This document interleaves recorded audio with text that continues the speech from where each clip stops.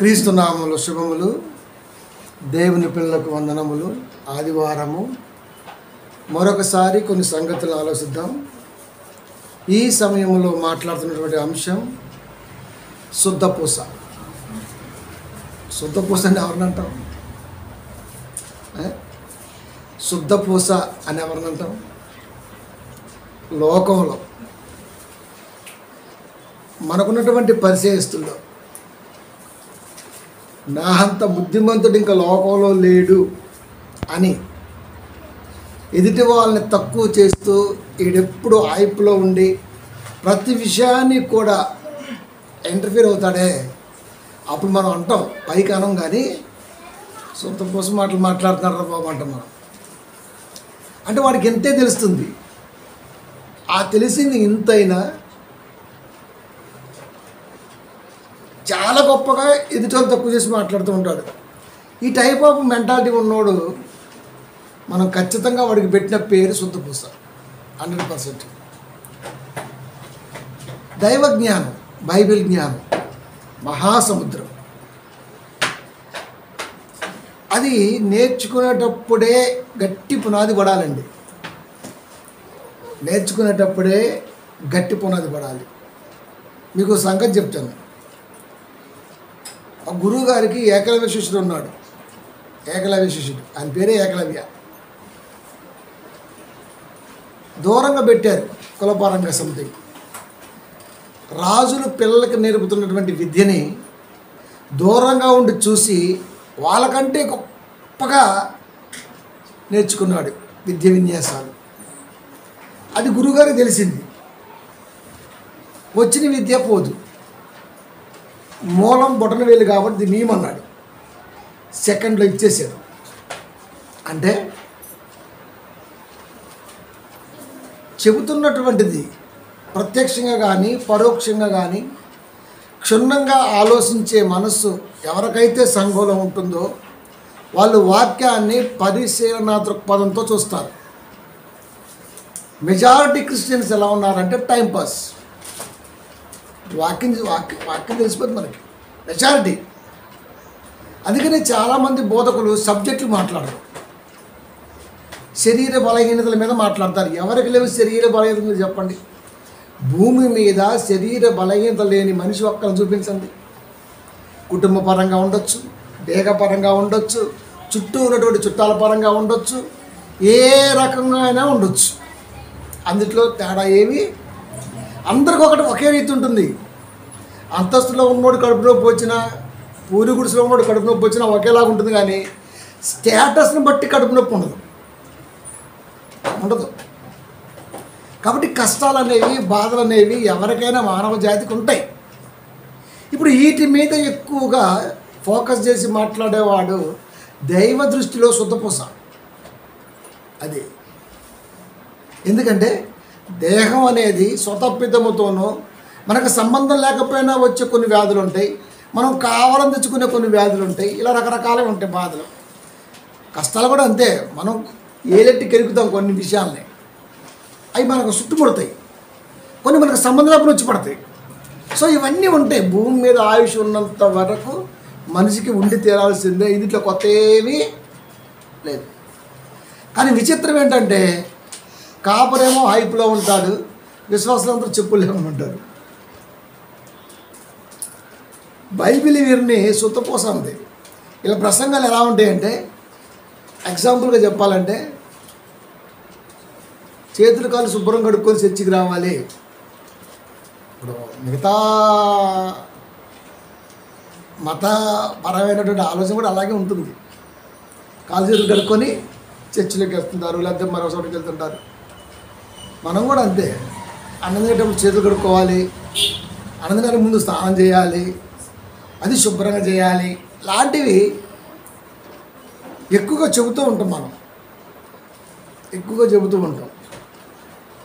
ఈ చెప్పటం వలన ఏమైందంటే కనీసం కామన్ నాలెడ్జ్, అన్నం తినే ముందు చేతులు కూడా కడుక్కోవటం తెలియదా మనిషికి? ఇది ప్రత్యేకించి వాక్యాలు చెప్పాలా? చర్చికి వచ్చేటప్పుడు స్నానం చేసి రావడం తెలీదా? ఇది ప్రత్యేకించి చెప్పాలా? శుభ్రంగా వస్తుంటారు. సహజంగా మనిషి అనేవాడు తన చుట్టూ ఉన్నటువంటి వాతావరణాన్ని కానీ వాడు ఉంటున్నటువంటి దేహపరంగా కానీ శుభ్రంగా ఉంచుకుంటాడు ఎవడైనా కానీ. ఇక రోడ్డు పక్కన ఒకటి పోయేడు పిచ్చోడు మనం ఏమనలేం, కానీ ఆడి తప్ప మిగతాంతా స్నానం చేస్తారు. అది ఇప్పుడు ఇవన్నీ కూడా సంఘములో గంటల తరబడి చెప్పటంలో ఆంతర్యం ఏమిటి? శుభ్రత గురించి గంటల తరబడి సంఘంలో చెప్పటంలో ఆంతర్యం ఏంటి? తెలుసు కదా, అమ్మమ్మ చెప్పింది. మన అడక్కముందే చిన్న ఇంత ఉన్నప్పుడే బోర్లా మండబెట్టి స్నానం చేయించారు. మనం అడిగాము ఆ రోజున, ఏడ్చామా నాకు స్నానం చేయించి ఉండబోతుందని. పసిబిడ్డ ఏడుతుంటే అయ్యయ్యో అని చెప్పేసి తడ్డుపడితో తుడుస్తారు. ఎవరు నేర్పారు?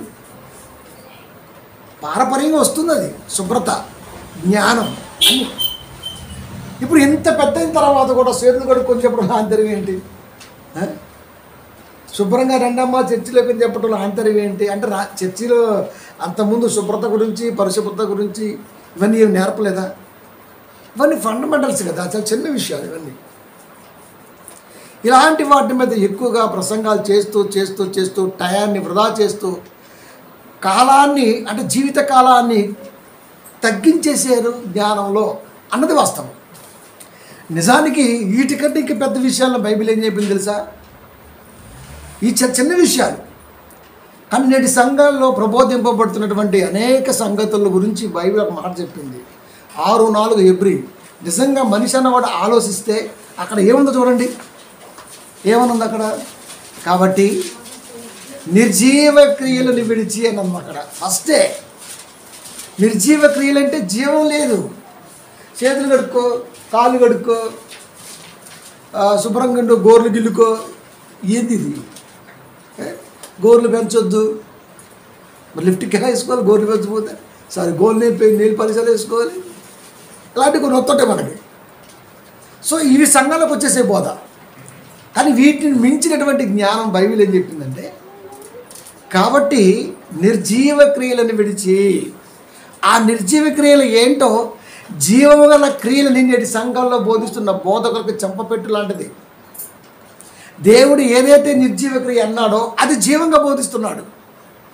ఇక ఆ బోధించే విధానంలో చేతులు, కాళ్ళు, ముక్కు, ముఖం శుభ్రత గురించి వస్తూనే ఉంటుంది కాదా? నిర్జీవ క్రియలను విడిచి మారు మనసు పొందుటయు. నిర్జీవ క్రియల్లో మొట్టమొదటి పాయింట్ మారు మనసు. నాయన మారండ్రా ఛాన్సీ మారుతా అంటాడు. అసలు నీ మార్పు ఎవడికి కావాలి? నా తెలియకడుతున్నా, నీ మార్పు ఎవడికి కావాలి?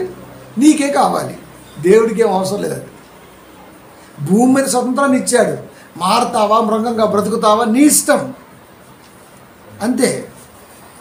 దేవుడే ప్రత్యక్షమై నాయనా తప్పురా, అలా కాదురా అని చెప్తే వింటాడా? అలా చెప్తే వింటా అంటాడు మనిషి. దేవుడికి ఏం అవసరం?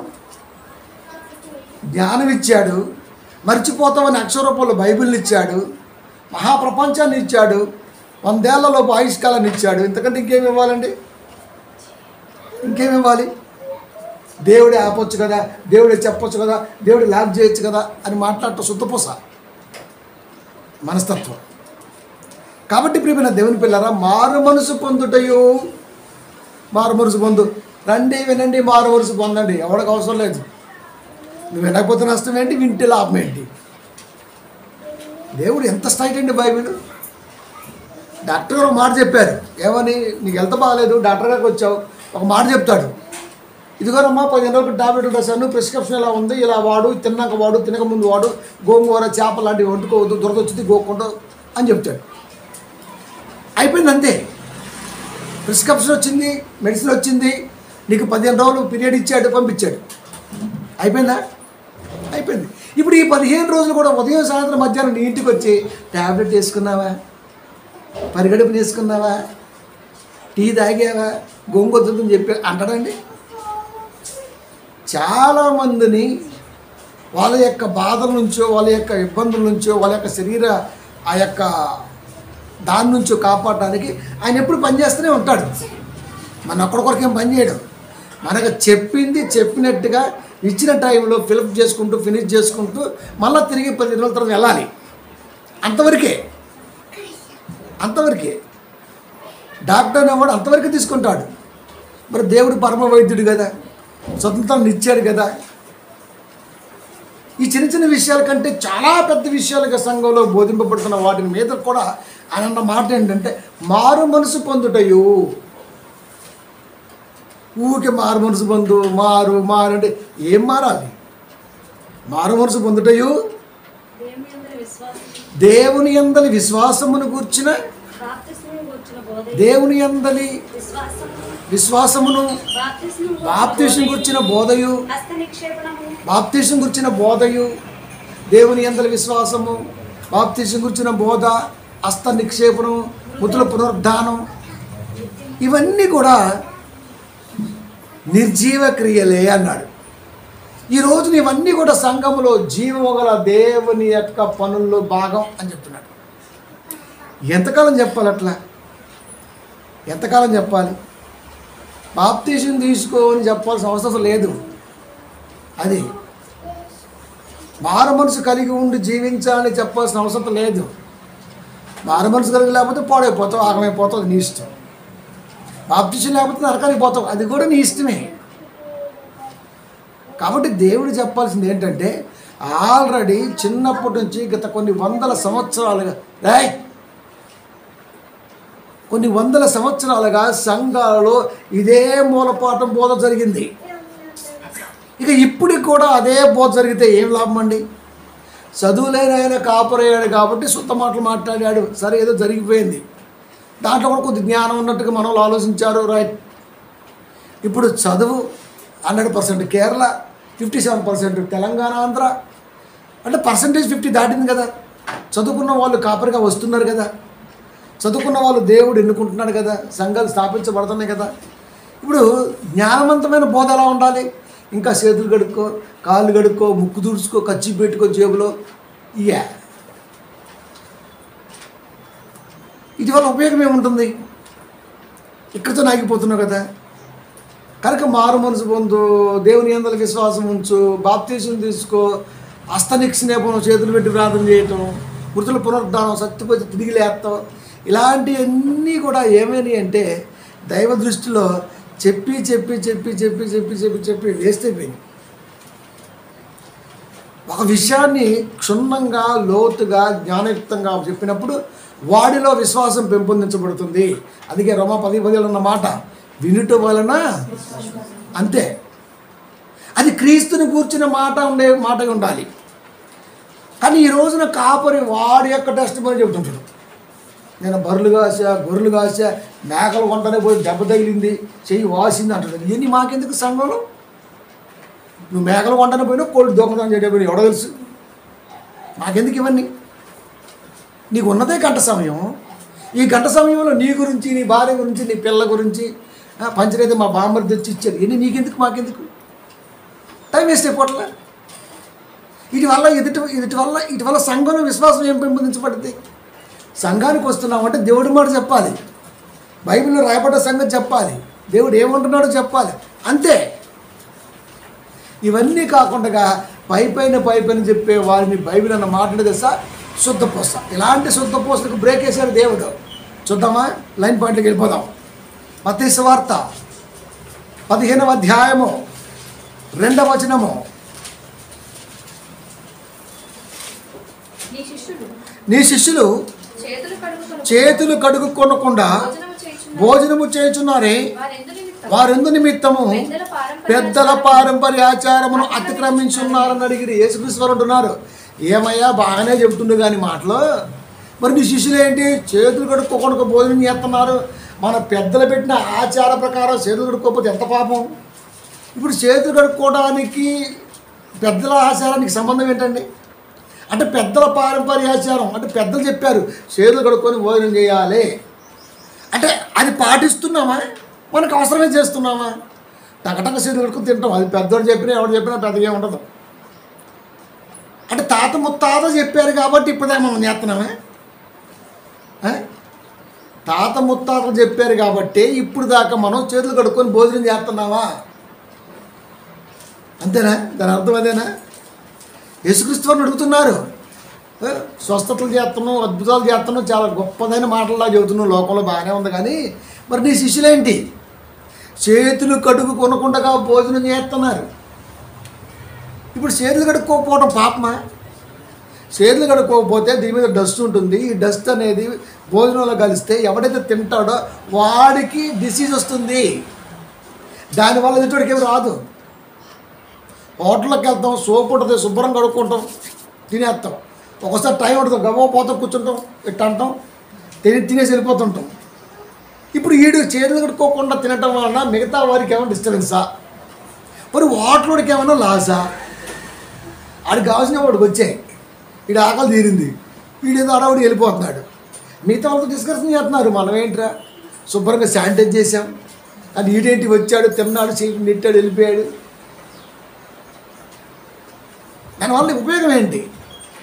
చేతులు కడుక్కోకపోతే వాడికే ఇబ్బంది.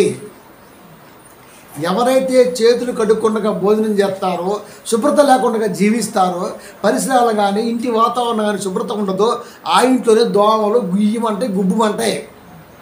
మిగతా ఇంట్లోకి ఏమి వెళ్ళవై. అప్పుడు ఎవరికి లాభం, ఎవరికి లాసు? ఎవరైతే అపరిశుభ్రంగా ఉంటాడో వాడికి ప్రాబ్లం. స్వతప్పితం కింద వెళ్ళిపోతుంది అది. ఇప్పుడు యేసుక్రీస్తు వారిని అడుగుతున్నారు, నీ శిష్యులు చేతులు కడుక్కొనకుండా భోజనం చేస్తున్నారు, మన పెద్దల పారంపర్య ఆచారమును వక్రీకరిస్తున్నారు, తృణీకరిస్తున్నారు. దీని మీద ఎక్స్ప్లెనేషన్ ఏంటి? చేతులే కాదు, ఇంకోటి కూడా ఉంది. లోకాసువార్త 11:38. లోకాసువార్త 11:38.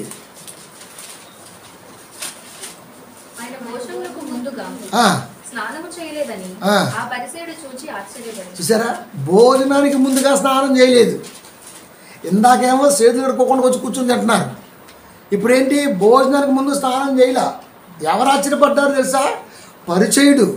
పరిచయుడు అంటే బైబిల్లో ఉన్న మాట ఏంటి తెలుసా? ధనాపేక్ష కలిగిన వాడు. వాడి ఆపేక్ష మొత్తం ధనం మీద ఉంది.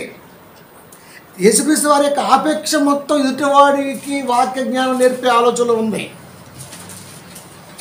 కనుక భోజనానికి ముందు స్నానం చేయకుండా వచ్చి యేసుక్రీస్తు వారు భోజనం చేస్తుంటే, అయ్యి బాబు ఏంటిలా ఇంత నీతి మాటలు చెప్పాను, ఇలా చేసాడేంటి? ఎవరికోసం ఇస్తున్నారు?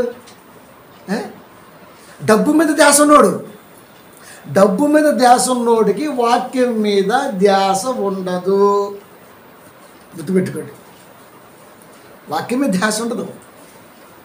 వాడికి ఏ కాడికి డబ్బు ఎదజల్లాలి, ఒక ఫేమ్లో నిలబడాలి, ఇది ఒక పిచ్చ ఉంటుందని జనాలకు బాగా నాకు ఇప్పటికీ అర్థం కాదు. ఏంటంటే నలుగురు గుర్తెరగాల, ఇది ఒకటి బాగా ఉండిపోద్ది. దేవుడి దృష్టిలో పడ్డామా లేదని మాత్రం ఎవడూ గ్రహించట్లా. అది మనల్ని 10 మంది గుర్తుపట్టాలా, సలాం అనాలా, మనం లాల్ సలాం అనాలా, ఆ టైప్లో ఉన్నారు. ఇప్పుడు గుర్తుపట్టకపోతే ఏమైంది? అసలు గుర్తుపడితేనంటే ఏం తెలుసా మీకు? ఎప్పుడైతే ఫేమ్లోకి వచ్చామో ఫ్రీగా ఉండలేము. ఛాయ్ తాగుదామంటే చుట్టూ 10 మంది వస్తారు, ఫ్రీ ఉండదు. అందుకే మీరు చూడండి, ఈ రోజున విఐపీ అన్న వాళ్ళు మొత్తం దేశాలు పారిపోయి అక్కడ పిచ్చుకొక్కలు తిరుగుతుంటారు రోడ్డు మీద. అడెవరు పట్టించుకోరు. ఎక్కడైతే దేవుడు తోలదండ పాలాభిషేకం, క్రికెట్ పిచ్చోళ్ళని, సినిమా హీరోల మీద ప్రేమ ఉన్న వాళ్ళని ఎవడు మార్చలేడు. అది వాక్యం మీద ప్రేమ అనుకుని ఉందా అంటే ఎవడికి లేదు వాక్యం మీద ప్రేమ. సచిన్ దేవుడు, అది మీ ఇంట్లో పిలుచుకు రోజు పూజ చేయి. ఇలా ఈ ఫేమ్ ఉంటుంది. ఇప్పుడు పరిచయుడు ఎవడో? ధనాపేక్ష కలిగినటువంటి వాడు. ధనాపేక్ష కలిగిన పరిచయుడు చేతులు కడుక్కోకుండా భోజనానికి ముందు స్నానం చేయకుండా భోజనం చేస్తుంటే ఆశ్చర్యశకుతుడయ్యాడంట. చెప్పు అబ్బో ఏంటిలా అంటే సుతపోస. నీ బుద్ధి అంతేమో డబ్బు మీద ఉంది. ఆయన ఏమో వాక్యం చెప్పే టైంలో ఇప్పుడు స్నానం చేసి శుభ్రం చేసుకుని టవల్ పెట్టి చూసుకొని వచ్చి అర్ధగంట టైం వేస్తుంది. వచ్చాము, మొదలు తిన్నామా, గబుకు వెళ్ళిపోయి వాక్యం చెప్పాము. ఎంత బాగుంది. వాక్యం మీద కాన్సన్ట్రేట్తో ఆయన ముందుకు వెళ్తుంటే శుభ్రత పరిశుభ్రత విషయంలో ఈడు వెనకాల వచ్చేస్తున్నాడు. ఇలాంటి సంఘాల్లో లేరా మీరు చెప్పండి? లేరా? వాక్యం రాదు, నిలబడటం రాదు, చదవటం రాదు. క్రిస్టియన్ అనమాట క్రిస్టియన్ అంటాడు. అంటే నీకు నేర్చుకునేటప్పుడే దీర్ఘాలు, ఒత్తులు, హల్లులు, రకరకాలైనటువంటి తెలుగు భాషలో ఉన్నటువంటి ప్రావీణ్యత గల ఏదైతే లైన్ ఉంటుందో అవన్నీ నువ్వు నేర్చుకోకుండా ఎలా ఉన్నావు? అచ్చులు తెలీదు, హల్లులు తెలీదు, విభక్తులు తెలియదు, ఏమీ తెలీదు. వస్తాడంతే విశ్వాస రూపంలో కనబడతాడు. బైబిల్ చదువురా అంటే క్రిస్టియన్ అంటాడు. మేము వెళ్తున్నాం, అక్కడ క్రిస్టియన్ కాలనీ ఉంది. Simple Christian colony. ఎలా ఉన్నది? Christian colony. వీడు చదువుతాడు వెనకాలండి, నా వెనకాలండి క్రిస్టియన్ కాలనీ అన్నాడు. నా బండి ముమ్మరంతే, ఇంకా కోపం వచ్చేసింది నాకు. తెలుగు తప్పు ఎవరు చదివినా భలే కోపం వచ్చేది నాకు. నేర్చుకోవడానికి బుద్ధి లేదు, మనసు లేదు, నేర్చుకోడు. పెట్టాల్సిన చోట ఒత్తులు పెడతాడు, లేని చోట తగ్గిస్తాడు. తెలుసా మీకు? క్రిస్టియన్ ఏంట్రా? క్రిస్టియన్ ఏంటి అసలు? అది క్రిస్టియన్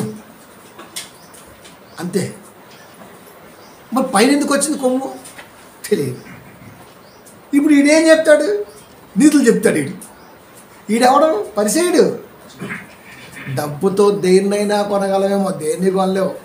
నీకు ఏదైతే ఎక్స్పెన్సివ్ ఉంటుందో అది మాత్రం చేయగలవు, అవసరం నీడు.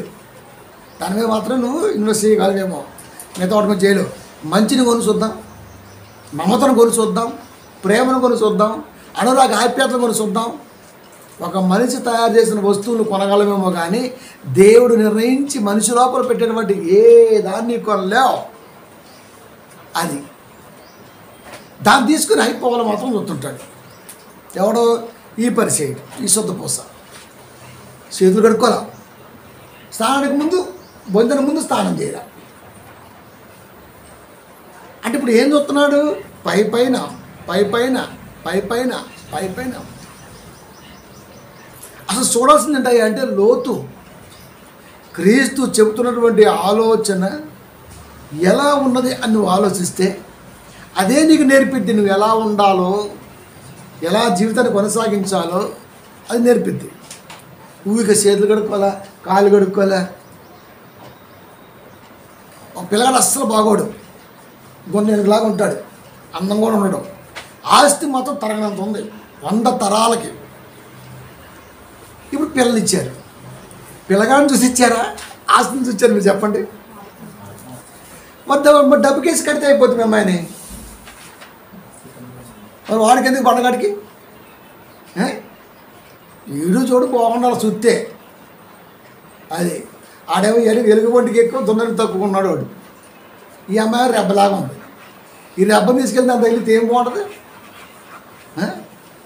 మనవాడు ఉండ కదా బొంబాయిలో భారీ. ప్రియమైన దేవుని పిల్లారా కాదా? ఇంతకు దేని చూసి ఇచ్చాడా అంటే డబ్బు.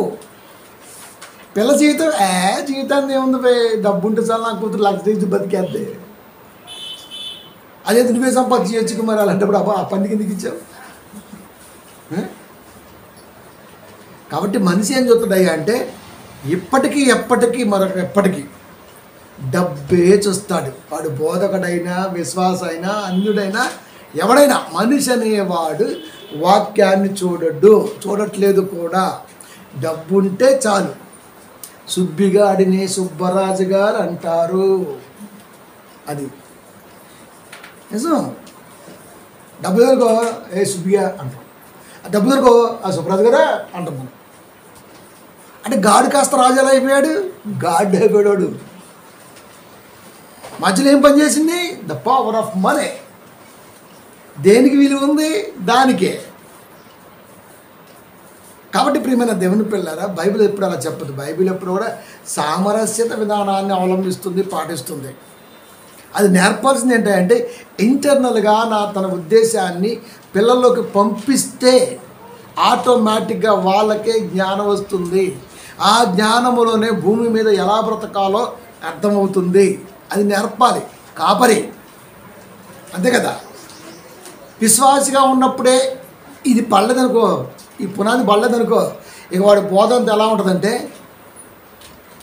మరియమ్మ యేసుక్రీస్తు వారిని కన్నా దేవత. యేసుక్రీస్తు వారి విషయంలో ఆమె గుండెల్లో భద్రం చేసుకుంది, దాచుకుంది. ఇప్పుడు బాధ. ఈ బాధ ఏమైంది?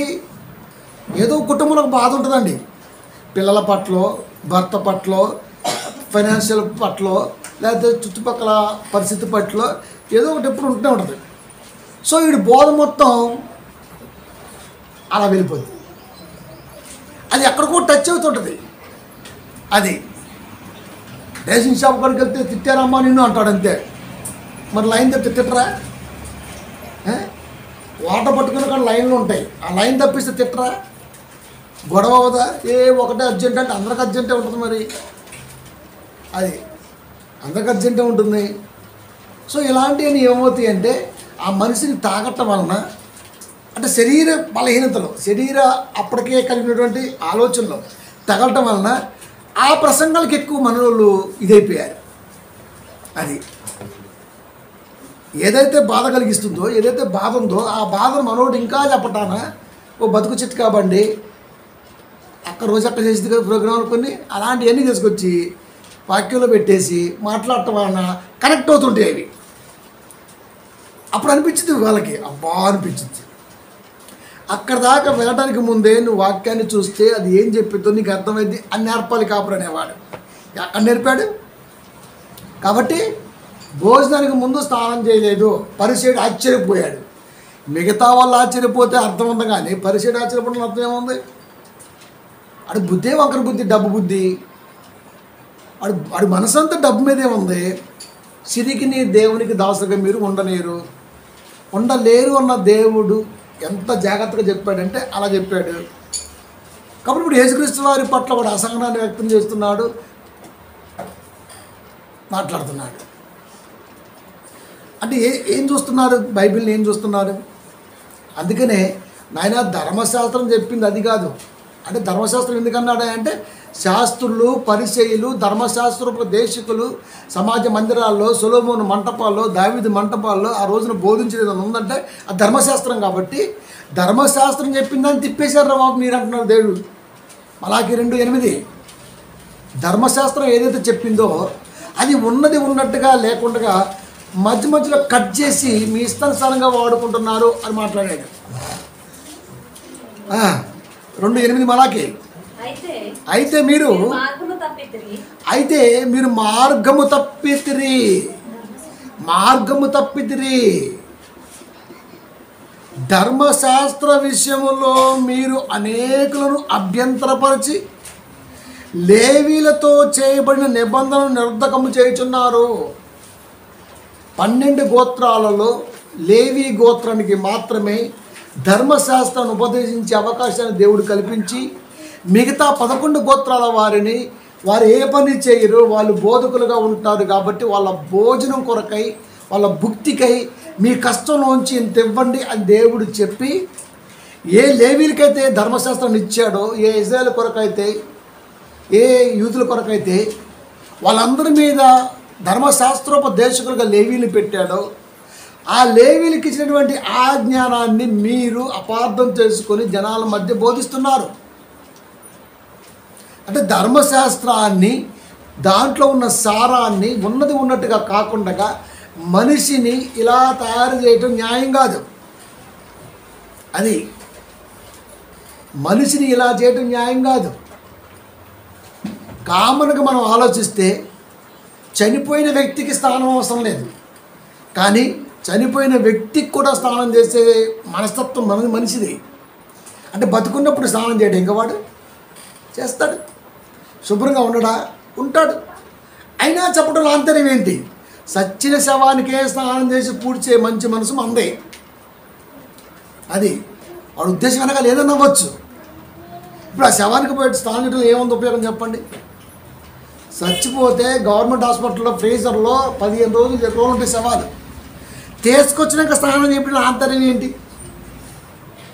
యాక్సిడెంట్ అయిపోయి ఫుల్గా ముద్ద అయిపోతాడు, పోస్ట్ మార్టం అయిపోద్ది. ఇప్పుడు ఆ శవానికి స్నానం చేపిస్తారండి? షాపులో చుడతారు, ఒక్కటిని తుంచుతారు, అది కూడా కొద్దిగా ఏడో ఇలా లేపి ఇలా చుట్టమే అంతే. ఇంకా ఇప్పుడు స్నానం ఏది? చనిపోయిన శవానికి ఖచ్చితంగా స్నానం చేయాల్సిందే. మరి ఏది స్నానం ఏది? ఫ్రీజర్లో ఉన్న బాడీకి స్నానం లేదు, యాక్సిడెంట్లుగా పోయిన బాడీకి స్నానం లేదు. అంటే కామన్గా ఇంటికాడ మన మధ్య చనిపోతే మాత్రం స్నానం చేపిస్తాం. అంటే ఇది న్యాయమే. ఈ శవానికి ఒక న్యాయం, ఆ శవానికి ఒక న్యాయం, ఆ శవానికి ఒక న్యాయం. అంతేనమ్మా. ఇలా అనుకుంటున్న న్యాయం ఉందా? ఇలా అనుకోని పెద్ద మీటింగ్ పెట్టేసి శవాన్ని ఆపేసి డామ్ డూమ్ డిష్ కన్నాం అనుకో, వాళ్ళు ఏమంటారు? అరే ముందు వాడేవాడు వాడు చెప్పుతో కొట్టి లాంటారు కిందకంటారు. చనిపోయి ఆ ఇల్లు ఎడుతుంటే స్నానం అంటే వేరే సన్నాసి అంటారు. మనం అంటారా? అంటారు. అసలు పోనీ ఆ మనసు మనకు వస్తుందా? రాదు. సో పరిస్థితిని బట్టి పరిస్థితిని బట్టి అర్థం చేసుకోవాలి. టైం ఉందనుకో, ఇప్పుడు ఇంట్లో ఉన్నామంటే శుభ్రంగా స్నానం చేసేసి ఫ్రెష్ కూర్చొని టీవీ పెట్టుకొని అన్నం తినుకుంటూ కూర్చొని సొల్లేస్తుంటాం. ఇప్పుడు ఫ్లైట్కి పావు గంటే ఉంది, ఇక్కడ నుంచి ఖచ్చితంగా పావు గంటకి ఎయిర్పోర్ట్కి వెళ్ళాల్సిందే, టైం లేదు మధ్యలో. అది 40-50 దక్కకుండా పోతే టైం లేదు ఇప్పుడు, అని తినాలి. ఫ్లైట్లో పెడతారు అంటే ఫ్లైట్లో పెడతారు. ఏం పెడతారు ఫ్లైట్లో? సరే తిందాం చూస్తాడు అంతే. ఓకే, నిమిషంలో తినాలి. ముందు టకటక చేతులు కాదు చూడటేగా వచ్చామా, షూ కూడా ఉంటుంది మీద పెట్టి భోజనం పెడుతున్నారు, టైం అయిపోతున్నట్లు అంతే. ఇక ఆమె కూడా టకటకలా పెట్టేస్తుంటుంది. చాలు అత్తడో గబాబు గడుపుకుంటుంటే చేతులు కూడా గడపడు, తినేస్తారు, బాగా వెళ్ళిపోతున్నాడు. దాన్ని క్యాచ్ చేయాలి కాబట్టి ఈ శుభ్రత అవసరం లేదు. అలాగని ఇప్పుడు అతిక్రమించాడా? శుభ్రతను అతిక్రమించాడా? లేకపోతే ఇదేమైనా గలీజోడా? బిగ్ షాటే కదా, ఫ్లైట్ ఎక్కుతాడంటే బిగ్ షాటే కదా. పరిస్థితిని బట్టి, పరిస్థితి ప్రభావాన్ని బట్టి, ఉన్న సమయాన్ని బట్టి ఏదైనా సరే నెమ్మదిగా ఆలోచన చేసుకుంటాం మనిషికి తెలుసు. అంతేగాని మా తాత చెప్పిండు నువ్వు ఖచ్చితంగా స్నానం చేయాల్సిందే, మా నాయన చెప్పిండు నువ్వు చేతులు కడగాల్సిందే, మా అమ్మ చెప్పింది అంటే పైగా యేసుక్రీస్తు వారికి కూర్చోపో. పైగా యేసుక్రీస్తు వారి కాన్సెప్ట్ ఏంటయ్యా అంటే 3.5 years మాత్రమే మీ మధ్య ఉంటా, ఎక్కువ టైం లేదు. ఈ స్థానాలకి భోజనాలకి వాటికి టైం పోతే ఎట్లా? కాబట్టి సమయాన్ని బట్టి చేసుకుంటూ పోదాం, తప్పు కాదు. కానీ ఇప్పుడు సమయం లేదు అని ఆ యాంగిల్ వెళ్తుంటే ఎప్పుడు దొరుకుతాడా, ఎప్పుడు తప్పు పడదామా ఈ పరిచయ మనస్తత్వం ఎందుకు? సంఘానికి వచ్చామంటే వాక్యం వినాలి. ఆయగారి మధ్యలో ఎట్టండా ఏం తినుంటాడో ఇంట్లో, అమ్మగారు ఏం పెట్టిందో ఊరికి టండండి ఏంది, ఇడ్లీ అయితే టండో, ఇంకేం తినుంటాడు, ఇంకా నీకెందుకు రే నీకు సహజంగా ఏంటమ్మా అంటున్నాం. పొల్లు గుట్టుకుంటున్నట్టు అర్థం ఏంటి? పొల్లు గుట్టుకున్న అర్థం ఏంటి? ఏదో మాంసం కిరుకుంటాం లోపల. అంటే వాక్యానికి ముందు మాంసం తెచ్చుంటాడు అయ్యగారు. అంటే ఇటు కాన్సన్ట్రేషన్ ఎక్కడుంది? ఊరికి అయ్యగారు మొఖం చూసుకుంటా, పళ్ళు గిల్లుతున్నాడా, ముక్కు గీరుకుంటున్నాడా, తలెట్ట అంటున్నాడా, పేలు ఏమైనా ఉన్నాయి అయ్యా. సంఘానికి ఎందుకు వస్తామండి? దురద పెడితే గీక్కోవడానికి. ఇలాంటి వాడు ఎంతకాలమైనా వాక్యం రాదు. ఎగ్జాంపుల్ మనకు తెలుసు. అదే ఇప్పటికీ నిలబట్టం కూడా చేత కాదు తెలుసా. నీకు విషయం చెప్పనా? 2 days బ్యాక్ గృహకల్పన మనకు తెలుసు కదా, మొత్తం మన ఫ్రెండ్సే కదా, అంతా మతాలతో సంబంధం లేదు కదా.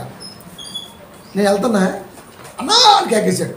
నేను చూసిన వచ్చిన ఏమన్నా అసలు ఫోన్ కూడా చేయట్లా అన్నాడు. లేదన్నా అంటే నేను మామూలు సహజంగా లేదన్నా కొంచెం ఇట్లా వెళ్తున్నా అంటే ఇప్పుడు కాదన్నా మొన్న 2 రోజుల క్రితం మేము మనల్ని పంపించావు, వచ్చాడు 2 రోజులు తిరిగాడు, చూసినాడు ఫోన్ చేస్తామని, ఫోన్ చేయట్లే అంటే నేనేమనుకుంటున్నాను మనోడు అంటే రాజు ఏంటారు నేను ఎప్పుడు పంపించావు అనుకుంటాను నేను. అంతే కదా, నేను చెప్పండి వాళ్ళు అడిగి పోరు కదా మరి దేవుడి 10 విషయాల్లో. వచ్చానన్నా ఆ బిట్టు చూపించాను మా చర్చికని అన్నాడు. నేను ఎప్పుడు చెప్పా? నాకు ఇంకా స్ట్రైక్ అవ్వట్లా, ఎందుకంటే దరిద్రం పెద్దగా ఆలోచించాను నేను. తర్వాత చెప్పాడు పలానా తొండ అని, నాకు వెలిగింది. అబ్బా నా పేరు ఇలా కూడా వాడతాడా? అరుణ్ కుమార్ అంటేనే అన్యులకు కానీ మిగతా వాళ్ళకి కానీ క్రైస్తవులకు కానీ చాలా బాగుంటాడు అందరితో. ఓకే రైట్, ఈ పేరు ఇలా కూడా వాడతాడా? నేను అంటే చెప్పేసిన బాబు సంఘంలోంచి గెంటేశాడు దేవుడు, ఆడు బుద్ధి మంచిది కాదు అని మొత్తం చెప్పిన. అయ్యో ఎంత తప్పు జరిగిందన్న అంత తయారు వచ్చాడంట. రామ తమ్ముడు ఇదే బిట్టే చెప్పిడంట అన్న 35 లక్షలు చెప్పినట్ట. మీరు అడగండి, కాంటాక్ట్లో పిల్లవాడి నుండి అడగండి. ఎక్కడైతే అంతటా దేవుడు పోయానంటే 35 లక్షలు ఇస్తే బిట్టెత్తలా దీన్ని పోన్నానంట. ఈడేమనుకుంటున్నాడు 2 రోజుల్లో ఖచ్చితంగా ఏదైనా సెట్ చేసి, అంటే సంఘంలో ఉన్న పిల్లలందరికంటే నేనే కాపరికి గొప్పగా అన్ని విషయాల్లో ముందుంటాను అని చెప్పడం కొరకు వాడు ఇప్పటికీ ప్రయత్నం చేస్తూనే ఉన్నాడు. కానీ ఆ సంఘంలో పిల్లలు వాడిని తొక్కడానికి ఎప్పుడో ప్లాన్ చేశారు. ఆడగొడలేదు, ఇంకా బుస్సే. నువ్వు సంఘంలో ఎలా ఉన్నావు తెలుసా? అందరితో సమానత్వం కలిగిన మనస్తత్వం కలిగి ఉండాలి. సంఘం అంతా నన్నే చూడాలా, సంఘం అంతా నాకే సలాం కొట్టాలా, అయ్యగారి తర్వాత నేనే, ఇక్కడ దేవుడి తర్వాతే ఎవడైనా. ఇప్పటికే మనస్తత్వం ఉందా? అప్పుడు చెప్పాడు వాడు వెనకాల వాడు కాదని ఒక దుశ్చక్తి పని చేస్తుందని చెప్పాడు. నాకు తెలుసు అని చెప్పాడు నేను. అది ఇంకెవరు నైఫ్, అది పొయ్యి అంటే పోతాడు, పెగ్గట్టు పెగ్గెడతాడు. అది నిజం. ఆ దగ్గర బుర్రలో బుజ్జి లేదు, బుజ్జిగా లేడు బుర్రలో. ఇప్పటికీ నా పేరు వాడుతున్నాడా? నేను ఎక్కడా వాడు, ఎందుకంటే అది బుస్సు లోపల ఏం లేదు అంది. కాబట్టి దేవుని మనిషి అనేది ఒక బ్రాండ్ అబ్బా. నువ్వు నిజంగా పౌరుషం ఉంటే బయటికి వెళ్ళిపో, తప్పలేదు. ఎందుకంటే మేము ఎప్పుడు వ్యాపారంగా చూడడం, ఎవరిని బతిలాడడం కూడా. అది మేము కష్టపడి పని చేస్తాం, ఇష్టపడి వాక్యం చెబుతాం, రెండే చేస్తాం. కానీ మా పేరు మా ఊసెత్తకుండా బతకాలి భూమి మీద. అది లేదు, ఇప్పటికీ కూడా మనల్ని వాడుకోవటమే. ఇది శుద్ధపూస. ఈడే క్రిస్టియన్లు రకరకాల పేర్లు పెడుతుంటారు. తెలుగు ఎప్పుడైనా చూడండి మీరు, మొత్తం 100 తప్పులు ఉంటాయి, ఒక్క పేరలో 100 తప్పులు ఉంటాయి. కాబట్టి ప్రియమైన దేవుని పిల్లారా, ఇలాంటి వాళ్ళు డబ్బుతో దేన్ని అయినా సరే వశం చేసుకోవచ్చు అనుకుంటారే, అది కరెక్ట్ కాదు. అందుకనే సంఘం అసలు ఫస్ట్ నుంచి మనకు అలవాట్లేదు. దైవికంగా విశ్వాస జీవితానికంటే ముందు కూడా ఈ చేయి పెట్టడానికే ప్రయత్నం చేసింది. బహుశా దైవ కృప ఉంటుంది భర్త. అది వాక్యంలోకి వచ్చి ఇంకా బలపడింది. అప్పుడు కూడా లేదు, ఇంకా మందు కొంపలు ఆడదాం అదని. ఇంకా అప్పుడు బలంగా దేవుళ్ళనే లేను, ఇంటాచి తగాదు వచ్చేసింది. మా నాన్న 4 అన్నదమ్ములు. ఒకటే మాట చెప్పిన, చెయ్యి ఇరుగున్నప్పుడు నాకు ఒకటే చెప్పిన, వాడికి స్థలం లేదు, మీరు అంతా కలిసి వాడికి స్థలం ఇవ్వండి అన్న. అంతే. ఒక్కరు కీక్ మళ్ళా ఇచ్చేసారు అంతే. 7.5 సెంట్లు స్థలం మా చిన్నోడికి రాయలా ఇచ్చేసాం. వాడు రాయమన్నాడు, రాత్రి నాదైద్దని చెప్పేవాడికి. మాట ఎంత నమ్మకమో లోకంలో ఇంకా బతికుండాలిరా. రాత మొదలు పెడితే నాదే ఇద్దన్న వద్దురా బాబు అన్నాడు అంతే. ఎవరు వెళ్ళారు నా అన్నదమ్ముడు? మంచిగా 2 గదులు కట్టుకున్నాడు, వెనకాల చేసుకున్నాడు, మంచి స్థలం ఉంది. మా బాబాయ్ అంత హ్యాపీ. దీనికి కోర్టులు అవసరమా? పెద్ద మనుషులు అవసరమా? మంచి మనస్సాక్షి ఉంటే, నలుగురికి అర్థం చెప్పే ఆలోచన ఉంటే చాలదా? అది అప్పుడే ఉంది మనకి. కాబట్టి కొంపలర్చ బుద్ధి లేదు ఫస్ట్ నుంచి కూడా. సాధ్యమైతే ఆలోచించి మార్గంలో పెట్టే తత్వమే కనబడింది. అది ఉండాలి బ్లడ్లో. అది విశ్వాస జీవితంలో గొప్పగా ఉంటే వాడిని దేవుడు మెచ్చి ఒక ఉపన్యాసకుడిగా, ఉపదేశకుడిగా నిలబెడతాడు. ఊరికే డబ్బుతో అది కొందామా, ఇది కొందామా, పేరు సంపాదించుకుందామా, పాస్టర్ గారికి ఎండాకాలం బాగా తిప్పేసి ఆ సుగంధం 3-4 గ్లాసులు తప్పితే గొప్పగా ప్రార్థన అవకాశం ఇస్తాడు. అంటే లోపలి కాపరు ఉంటే ఇలాగే జరిగిద్ది. కాబట్టి ప్రియమైన దేవుని పిల్లరా, దేవుడు చెప్తున్నాడు, ధర్మశాస్త్ర విషయంలో మీరు అనేకులను అభ్యంతరపరిచి లేవీలతో చేయబడిన నిబంధనను నిరర్థకము చేయుచున్నారు. లేవీలతో నేను చేసింది ఇది కాదు.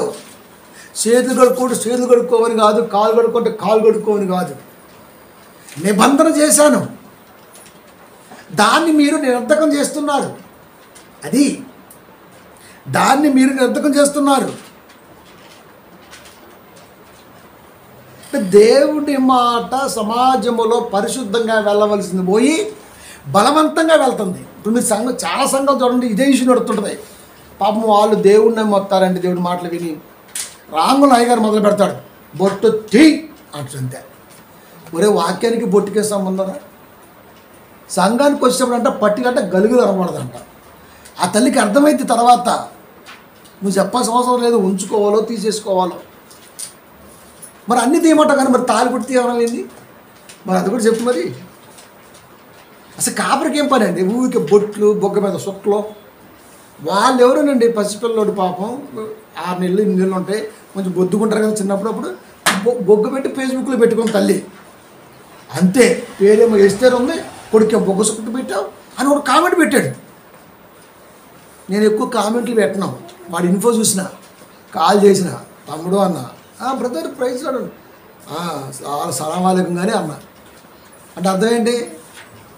నేను ప్రైజ్ లాట్ చెప్పలేదు. అర్థం ఏంటి? వాడు అక్కడికి సగం తగ్గాడు. సలాం అలైకుం భాయ్ అన్న. ఏం తమ్ముడు కామెంట్ పెట్టేవేంటి అన్న మీరు నెల్లూరు అమ్మా అని చెప్పినారు. అంటే క్రైస్తవం చెప్పిన ఇక్కడ క్రైస్తవులు ముస్లింలు క్రిస్టియన్స్ కాదు. బిడ్డ చూడు బుద్ధిగా ఉన్నాడు, దాన్ని దిష్టి సుక్క అనుకుంటుందో ప్రేమ సుక్క అనుకుంటుందో ఆ తల్లి ఏదో ఒక సుక్క పెట్టుకుంది. నీ ఇష్టమైతే క్యూట్ బేబీ అని పెట్టురా, లవ్ సింబల్ వేసి హ్యాపీ. అంతేగాని ఇంత రాసావు ఎవరా నువ్వు అన్న.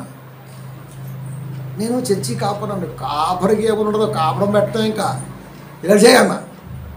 మీరండ సలాం అలైకుం అన్న. మళ్ళీ వాడికి అర్థమైపోయింది మూజెట్టు పోద్దని. అంటే ఇంత క్రూరంగా ఎందుకు ఆలోచిస్తారండి? మామూలుగా ఆలోచిస్తే ఏమైంది? అయితే ఇది ఏమైంది? చిన్న బిడ్డ ఏమైంది పెట్టుకుంటే ఏమైంది? ఊకే బొట్ల మీద, ఊకే వాటి మీద, వీటి మీద ఫోకస్ ఎందుకు? వీటి మీద ఫోకస్ ఎందుకు?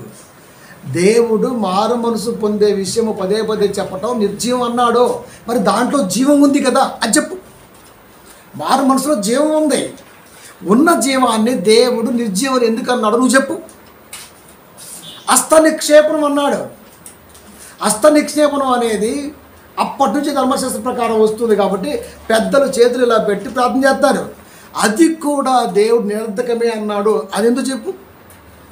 మృతుల పునరుత్థానం అన్నాడు. అది చాలా గొప్ప విషయం. ఒక మనిషి తిరిగి లేవడం అనేది నాటి జోక్, అది నాటి కామన్ విషయం, అది చాలా పెద్దది. అలాంటి దాన్ని కూడా నిరర్ధకమే అన్నాడు, నిర్జీవ క్రియ అన్నాడు. నా అర్థం చెప్పు. ఎందుకు జీవం గల విషయాలని నిర్జీవంగా మాట్లాడాడు దేవుడు? ఇది చెప్పు. ఊరికి బొట్టు పెట్టుకోవాలా, కాళ్ళు వేసుకోవాలా, బురకాయ వేసుకోవాలా? ఏందిరా ఇదే? మాస్టర్ గారు ఇవన్నీ ఎందుకు? తెల్ల సొక్కా వేసుకొని రాలా? లేదురా పుట్టి ఒక 20 జతలు పంపి కేసీఆర్ పంపించినట్టు నాకు కూడా. ఊరికి డ్రెస్సులు పెట్టిన వచ్చి పెట్టకుండా మ్యాచింగ్స్, ఈ పిచ్చ బోదా. ఇంకా పాస్టర్లమ్మకి అదే, పాస్టర్లకి అదే, వాళ్ళ పిల్లలకి అదే. ఇదేనా? నాకు ఏదనిపిస్తే అది వేసుకొని వస్తానండి. నేను ఎప్పుడు డ్రెస్ని ఇదేద్దాం ఇదేద్దాం కొనటానికి వెళ్ళినా, ఈవెన్ ఏ మాల్లోకి వెళ్ళినా కరెక్ట్గా 10 నిమిషాలు బయటకు వచ్చేస్తాం. ఇంకొక నిమిషం ఉన్నానంటే చెమట వచ్చేద్ది లోపల మాట. చెమట అంటే మీకు కనబడే చెమట కాదు, ఇసుకాకనే చెమట వచ్చేద్ది. పావు గంటలో మళ్ళీ బైక్ స్టార్ట్ చేయాల్సిందే షాపింగ్కి వెళ్ళానంటే. తెలుసా? అమ్మగారికి పాపం ఎప్పుడు అమ్మ కొనుక్కోద్ది, నేను కొంటనే వెళ్తా, ఇలా చూస్తా, చీరలో చూస్తాను నేను. ఈ చీర కట్టబడుతుంది అంతే, టక్కన 2 ఏళ్ళతో తీసి ప్యాక్ అంట అంతే. ఓపెన్ చేయమా? రివర్స్ ఉంది కదా, ఏదైనా అయితే డ్యామేజ్ అయితే అంతే వచ్చేస్తాం. ఎట్ట తీసి మనం చూశాను 80 చీరలు వేసారట. వాడిని చూస్తాను, ఒక్కటి కూడా కొంటారో తెలియదు. ఇంకప్పటికి ఇంకా నాకు టైం లేదు. తీస్తున్నారు, చూస్తున్నారు, బరబరలాడుతుంది. బా నాకు అనిపించింది ఈ పిచ్చ ఆడవాళ్ళకి ఆడింగులకి పోదా. బట్టలు రా, ఏది వేసుకుంటే ఏమైందిరా? నువ్వు ఏది నిజంగా నీ ఒంట్లో స్ట్రక్చర్ కరెక్ట్గా ఉంటే నువ్వు ఏది వేసుకున్నా బాగానే ఉంటుందిరా బాబు. అది నువ్వు ఏది వేసుకున్నా బాగానే ఉంటుంది. 10,000 రూపాయల చీర కట్ట నువ్వు అడక తినదానిలాగా ఉంటావు. 1500 చీర కట్ట నువ్వు సూపర్గా కనపడతావు. బాడీలో ఉంటుందిరా, అది దైవకృప, గాడ్ గ్రేస్ అంటున్నా. అదే ఒక రోజు కేటాయిస్తానండి షాపింగ్. తెలుసా మీకు? ఒకరోజు గాజులకి, ఒకరోజు ప్యాంటుకి, ఒకరోజు రేర్లకి, 4 రోజులు 5 రోజులు షాపింగ్ చేస్తాం. కానీ వారంలో ఆదివారం ఈ గంట తప్ప క్రైస్తవుడు ఇంటికి వెళ్ళాక ధ్యానం కానీ బైబిల్ తీసుకోవటం కానీ ఉంటుందా?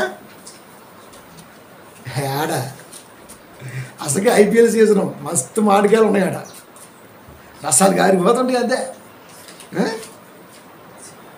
ఇది క్రైస్తవ్యం, ఇది విశ్వాసం. వీళ్ళంతా ఎవరు తెలుసా దేవుడి దృష్టిలో? శుద్ధపూస, మామూలు శుద్ధపూస కాదు మరి. కనుక నిరర్ధకము చేయుచున్నారు. ధర్మశాస్త్రం అనేది నిరర్ధకమైపోయింది. దేవుడి మాట అనేది నిరర్ధకమైపోయింది. దేవుడి మాటతో అర్థవంతంగా నిలబెట్టి పరిశుద్ధంగా ఉండవలసిన మనిషిని ఈ రోజున ఈ కట్టుబాటుతో, పారంపర్య ఆచారముతో నిరర్ధకం చేస్తున్నారు సమాజంలో. చేయట్లేదా? 21:15 లేవియాకాండము 21వ అధ్యాయము 15వ వచనము.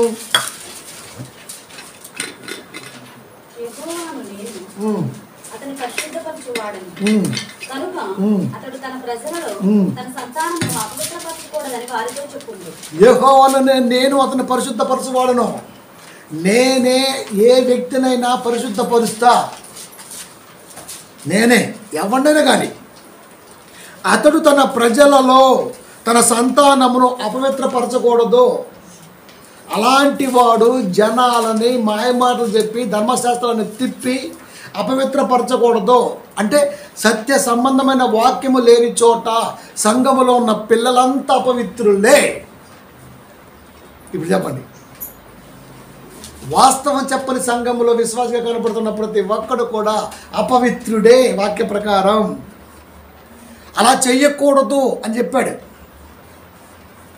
నేనే పరిశుద్ధపరుస్తా, అది పరిశుద్ధపరుస్తా, అది నేనే పరిశుద్ధపరుస్తా. ఒక వ్యక్తిని పరిశుద్ధపరచగలిగేది ఉందంటే అది జీవగల దేవుని మాట గల వాక్య రూపమే. దాన్ని ఉన్నది ఉన్నట్టుగా జ్ఞానంగా ఏమి చెప్పాలనుకుంటున్నాడో అది చెప్పాలి తప్ప పైపైన సంగతులు చెప్పుకుంటూ కాలయాపన జరిగిస్తే సంఘములో ఉన్న విశ్వాసం కనబడుతున్న పిల్లలంతా అపవిత్రులే. అలా అపవిత్రపరచకూడదు. వాక్యం కొరకు వచ్చే పిల్లలకు జీవాహారాన్ని అందించాలి తప్ప కన్నీరు తుడుద్దామని ప్రయత్నం నువ్వు చేయకూడదు, నేనే చేయాలి అని చెప్పేశాడు. అంటే ఇప్పుడు ఎఫెక్ట్ ఎవరో పడుద్ది సార్? కాపరికి ఫస్ట్ పడుద్ది. అందుకే మీరు కాపర్లుగా ఉండొద్దు, డబల్ డోస్ అని చెప్పాడు. ఆ తర్వాత విశ్వాసం పడుద్ది. ఎంతకాలమైనా శరీర కార్యక్రమాల బోధ జరుగుతుంది కానీ నేను గ్రహించలేకపోయినా ఏంట్రబ్బా అంటే ఎవరికి దెబ్బ? చెప్పేవాడు కరెక్ట్గా లేకపోతే, వినేవాళ్ళకు కూడా అదే అలవాటైపోతే, వాళ్ళలో కూడా ఆలోచించే శక్తి రాకపోతే ఖచ్చితంగా ఆత్మ క్షోభకు గురవుతుంది. దేవుడి మాట అంటే మాటే. కాబట్టి ప్రియమైన దేవుని పిల్లరా, యేసుక్రీస్తు చెబుతున్నారు, నాయన మీరు అదేం పెద్దగా ఫోకస్ చేసి చెప్పాల్సిన అవసరం లేదు. చేతులు కడుక్కొని తినకుండా భోజనం చేయడంలో క్రీస్తు మాట ఏంటో తెలుసా? 15:20 ఇవే మనుషుని అపవిత్రపరుచును కానీ, మత్తయి సువార్త, ఇవే మనుషుని అపవిత్రపరుచును కానీ చేతులు కడుగు కొనక భోజనము చేయటం మనుషుని అపవిత్రపరచద్దు, పరసదని చెప్పెను. ఇవే మనుషుని అపవిత్రపరుచును. ఇవే ఏవి? ఇవే ఏవి? ఇవే ఏవి? అవేవో చూద్దాం. చేతులు కడుగు కొనక భోజనము చేయుట మనుషుణ్ణి అపవిత్రపరచదని చెప్పాను. చేతులు కడుక్కోకుండా భోజనం చేయటం వల్ల మనిషి అపవిత్రపరచడు, అనారోగ్య పాలవుతాడు. అది ఎదుటోని చేయనీడు, వాడే అవుతాడు. అది అంటే చేతులు కడుక్కొని తినాలి అని చెప్పవలసిన అవసరం వాడికి లేదు. ఎందుకంటే ఆటోమేటిక్గా వాడు పుట్టుకతోనే నేర్చుకుంటూ వచ్చాడు. అవి ఎడం చేత్తో పట్టుకుంటూ చెయ్యి మీద తప్పని కొట్టి తల్లి మన వెంటనే కుడి చేయి పెడతాడు. కుడి చేయి తీసుకొని చెప్పదు, ఎడం చేత్తో పట్టుకుంటే తప్పని కొట్టేసింది, వెంటనే ఇలా మారుస్తాడు. అంటే కుడి చేత్తో పట్టుకొని రాయాలి. ఎడం చేత్తో రాస్తే గవర్నమెంట్ ఒప్పుకోదా? ఎగ్జామ్ ఎడం చేత్తో రాస్తే రిజెక్ట్ అయిపోతావా ఏంటి? ఎగ్జామ్ని ఎడం చేత్తో రాస్తుంటే ఏ టీచర్ అయినా నువ్వు డిబార్ అంటుందా? నువ్వు అన్ఫిట్ అంటుందా? నువ్వు పనికిమాలినోడివి అంటుందా? మరి ఎందుకు నేర్పుతుంది? సహజంగా కుడి చేతి అనేది వాటంగా, అనుకూలంగా, బలంగా ఉంటుంది కాబట్టి ఎడమ చేతి కంటే కుడి చేతి వాటము కానీ మిగతాయి కానీ చాలా మనకు అనుకూలంగా ఉంటాయి. కాబట్టి ఇది కొంచెం లెఫ్ట్గా అనిపిస్తుంది, కాబట్టి కొంచెం తేడా కనిపిస్తుంది, కాబట్టి ఇదైతేనే బాగుంటుందని నేర్పుతుంది. దాంట్లో లాజిక్ ఏం లేదు, అంతే, లాజిక్ ఏం లేదు. ఎడం చేతి తింటుంటే కొడతాం, యాక్సిడెంట్లో కుడిసేయిపోయింది, ఇప్పుడు దేంతో తినాలి చెప్పు? ఈ చేయి దానికి, ఈ చేయి దానికి అంటున్నాడు. ఏ చేయి దేనికినా? ఈ చేతులు దేనికి ఇచ్చారు దేవుడు? ఇటుకేనా? నీ బోధ తగలెట్ట. ఇది పోయిందిరా కుడి చెయ్యి, ఇది ఒక్కటే ఉంది. ఇప్పుడు నీ మాట ప్రకారమే చూచి తప్పకుండా పాడేస్తాను. ఇప్పుడు నువ్వేం చేయాలి తెలుసా? ఆడికి అన్నం పెట్టాలి, స్నానం చేయించాలి, ఇక రకరకాలు చేయాలి. ఎందుకు? పారంపర్యాచారం మరి తుంగలో కలవకూడదు, మరి గంగలో కలవకూడదు. వాడు నువ్వు బతికించాలి. వీడి చెయ్యి వాడ్డో నువ్వు వాడొద్దని చెప్పావు, ఈ చెయ్యి లేదు. ఇప్పుడు రోజు వాడికి 3 పూటలు అన్నం పెట్టాలా, అంతేనా? ఆడు మాడికాయ తినిపియాలా, దోసకాయ తినిపియాలా, బెండకాయ తినిపియాలా, ముద్దుడవాలా, రకరకాల పనులు చేయాలి. నువ్వు చేస్తావా? మరి ఒక చెయ్యి ఉందిగా, దాంతో ఏదో చేసుకోరు బాబు సంపకు అంటున్నారు. మరి అదేదో ముందే వదిలేస్తే అయిపోద్ది కదా. పిచ్చ అంటే మేము నీతి చెబుతున్నాం, మేము మంచి చెబుతున్నాం, మేము బుద్ధిమంతులం, బుద్ధి నేర్పుతున్నాం అని సుతపోస వ్యవహారం చేస్తారే, వీళ్ళంతా ఆడకే వస్తారు. అందుకే చెప్పిన ప్రపంచంలో ప్రేమ అనే పదానికి అర్థం ఏంటో మనిషికి ఎప్పుడు తెలిసింది తెలుసా మీకు? మొన్నే కరోనా చెప్పింది, క్రీస్తు చెప్పిన వెంటనే. మరి కొన్ని వందల సంవత్సరాలుగా బైబిల్ బోధిస్తున్న దాని ప్రేమ ఏంటో తెలియట్లా. క్రీస్తుని చెప్పాడు, నాకంటే ఎక్కువగా తల్లినైనా, తండ్రినైనా, అన్నదమ్ములైనా, అక్కజలనైనా, చుట్టాలైనా, పక్కాలైనా ఏదైనా ప్రేమిస్తే నా ప్రేమకు పాత్రుడు. అప్పుడు ఏమని చెప్పారు? అమ్మా మీ దేవుడు ప్రేమకు దూరం, కుటుంబాలకు దూరం విడదీస్తున్నాడు అని చెప్పారు. సరే ఫోన్ చేశాడు, ఏడున్నావు? వస్తాను ప్రభు, ఇంకో 75 సంవత్సరాలకి తొందరగా వచ్చాయి. గిర్రం తిరిగింది 75, మొన్న వచ్చింది, చుట్టేసింది ప్రపంచాన్ని అంతే. ఇప్పుడు ప్రేమ ఏది? తల్లి చనిపోతే చూడటానికి రాలా బిడ్డలు, అల్లుళ్ళు, మనవళ్ళు, మనవరాళ్ళు, కొడుకు, కోరండ్రు. మరి అంతకుముందు ల్యాప్టాప్ తీసి అత్తమ్మ అనేవాడు, హాయ్ మా అనేది. ఇప్పుడు ఏది? కరోనా వచ్చింది, పాపం ఎవడో ముక్కు మోకం తెలియని వాడు ప్రాణాలకు తెగించి డాక్టర్ రూపంలో శవాలను పూర్తి చేస్తే వీడియో కాల్ చేయమని చెప్పావే తప్ప నువ్వు చూసావా? ఏదిరా నీ ప్రేమ? నిజంగా ఇది శవాల మీద నేను ఎప్పుడు చెబుతుంటా, శవాల మీద కూడా ఏడుతుంటే నాకు అనిపించింది కుక్కలు కనపడుతుంటే, జనాలు కనపడుతున్నా కుక్కలే. అంటే ఏ బంగారం కొరకో, ఏ ఆచి దాచిందో, ఏ బిందులో రంగేసిందో ఉంటాయి కదా మనం దాచుకునేవి, వాటి కోసం సొమ్ము కొరకు శవాల మీద పడి ఏడ్చే వాళ్ళు ప్రేమ గురించి మాట్లాడటం సొంతపోసేవారువే. తల్లిదండ్రులు పట్టించుకోకుండా ఉండేవాడు తల్లిదండ్రుల గురించి గొప్పగా మాట్లాడటం సొంతపోసేవారమే కాదా? ఎన్ని నిజాలు చెప్పింది బైబిల్ మీరు చెప్పండి. ఎవరికైనా మింగుడు పడతాయా? మరి కాపులు అలా చెప్తాడా? అలా చెప్తే ఆమ్యంగా రావడం. మరి కాపరే పెద్ద సొత్తుపోస అయినప్పుడు విశ్వాసం సొత్తుపోస ఎందుకు అవ్వనండి? ఈ విశ్వాసం అమ్మడిపోతే సాయంత్రం కల్లా నాకు 4-5 చోట్ల సుగంధ వచ్చిద్ది అనుకుంటే ఇంకా కాపురు ఇంకా వాడిని పొగుడుతూనే ఉంటాడు. నాన్న రేపే నీది ఫస్ట్ ప్రసంగం, రేపే నీది ఫస్ట్ పాట, రేపే మీ ఫ్యామిలీ మొత్తం అని చెబుతుంది. అడుగుపోదాం ఇటుపోదాం అంతే. ఇంకా దేని కొరకు? ఫేమ్. వాక్యం ఏది?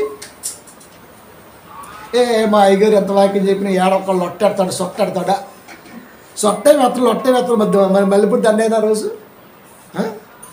ఆహా రాజా ఏం చెప్పావురా, అబ్బబ్బబ్బ అసలు నేను కూడా చెప్పాలి ఇప్పుడు దాకా. క్యాప్ సిటికలు అంటే ఎట్టుంటుంది.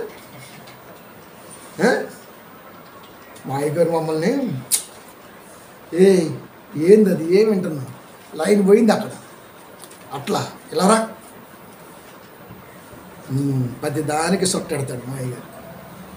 సొట్టెట్టేవాడే కరెక్ట్ వాడు తెలుసా మీకు? పొగడతల పనికి రావు నాయనా. ఉన్నదే జాండ లైఫ్, ఉన్నదే ఇంత లైఫ్, దాంట్లో కష్టాలు, కన్నీళ్ళు, నిద్రలు, బొద్దర్లు, రోగాలు, రోస్టులు మొత్తం పోగా ఎంత ఉంది. ఆ ఇంత జీవితం దేవుడికి అంకితం. ఆవిరి కాదా? ఇవే మనిషిని అపవిత్రపరచును కానీ చేతులు కడుగు కొనక భోజనము చేయటం మనిషిని అపవిత్రపరచొద్దు చెప్పాడు. అపవిత్రపరచదు అన్నాడు, అంతేగాని అనారోగ్యం పాలవడం అనలేదు. అపవిత్రపరచదు అంటే అర్థం ఏంటి? తిన్నది అపవిత్రపరచదు. ఒకవేళ ఏదన్నా గట్టిగా ఏదన్నా డస్ట్ లాంటిది నుండి వాడికి ఏదైనా డిసీజ్ చిన్నది వస్తే రావచ్చేమో కానీ అపవిత్రం జరగదు. మరి ఏం అపవిత్రం జరిగిద్ది? 2 కొరింథీ 6:10-11 దొంగలైనను, లోభులైనను, త్రాగుబోతులైనను, దోషకులైనను, దోసుకుని వారైనను, దేవుని రాజ్యమునకు వారసులు కానేరరు. మీలో కొందరు అట్టివారే ఇంటిని కానీ ప్రభు అయిన యేసుక్రీస్తు నామమున మన దేవుని ఆత్మయందును కడగబడి పరిశుద్ధపరచబడిన వారే నీతిమంతులుగా తీర్చబడితిర్రే. దొంగలైనను, లోబులైనను, త్రాగుబోతులైనను, ఇలా రకరకాలు ఏదైతే శరీర కార్యక్రమాల్లో బలహీనతగా, శరీర అవసరాలలో బలంగా ఉంటారో వాళ్ళంతా కూడా ఖచ్చితంగా అపవిత్రపరచబడిన వారిగా ఆత్మక్షోభ కలిగే స్థితిలో ఉంటారు. దొంగగా మనం ఇప్పుడు ఏం ఆలోచిస్తాం? దొంగ అంటే ఎవరిని దొంగ అంటాం? మనం పడుకొని ఉంటే గాఢ నిద్రలో దొంగోడు వచ్చి తాళం తీసి పెట్టవాల కొట్టి బీరువాలో నుంచి తీసుకొని పోతే అది దొంగ. అందుకేం చేశారు ఆలోచించి సివి రామ లాంటి వాళ్ళు బ్యాంకులకి పునాది వేశారు. ఇప్పుడు బ్యాంకుల్లో నుంచి కూడా డబ్బు మన ప్రమేయం లేకుండా దొంగలు కొట్టేస్తున్నారు. అది సైబర్ నేరగాళ్ళు అన్నారు. మరి వీళ్ళు ఎవరు? ఇంటి దొంగలు అన్నారు. ఇంటి దొంగ కూడా అయితే 10,000తో పోయేది. ఇప్పుడు సైబర్ నేరగాళ్ళు వచ్చారు. మొత్తం అకౌంట్ ఖాళీ, క్లోజ్. ఎలా తెలిసింది వాడికి? మన అకౌంట్లో అది ఎలా తెలిసింది? వాడు కొట్టేయాలి అనుకుంటే ఎలాగైనా కొట్టేస్తాడు. అది వీళ్ళు మనకు అర్థమైపోయారు. కానీ బైబిల్లో రాయబడ్డ దొంగ వేరు. బైబిల్లో దేవుడు చెబుతున్నాడే ఆ దొంగ వేరు. దేవుని జ్ఞానాన్ని ఉన్నట్టుగా చెప్పకుండా దాచుకునేవాడు దొంగ. అది దైవ జ్ఞానాన్ని దొంగిలించేవాడు దొంగ. ఒక విషయాన్ని ఉన్నట్టుగా చెప్పకపోతే ఏమంటారండి? దొంగే. దొంగలైనను అన్నాడు. అంటే దైవ జ్ఞానం అనేది ఉన్నట్టుగా జనాలకి అందించకపోతే వాడిని ఖచ్చితంగా దేవుడు దొంగే అన్నాడు. ఇక లోభి అన్నాడు. లోభి అంటే ఫస్ట్ మొదటి సెంచరీలో టీం మీరు చూడండి, వాళ్ళంతా కష్టపడి వేరే వాళ్ళు ఇస్తే అది తీసుకొని మరొక చోట పెట్టి సువార్తను వ్యాపింపజేయటం కొరకు వాళ్ళు హతసాక్షులు అయ్యారు. వాస్తవం. ఇప్పుడు మీకు ఒక విషయం చెప్తా. ఒక భయంకరమైన టీం ఉంది. ఆ టీం పని ఏంటంటే, ఇట్లాంటి టేబుల్ ఉంటుంది, ఒక 6-7 ఉంటారు, అడ్మిన్లు కూర్చొని మాట్లాడతారు. రేపేం చేద్దాం అన్న, రేపు మనం జీసస్ రన్ పెడదాం. ఇప్పుడు జీసస్ రన్కి ఖర్చు ఏమైంది?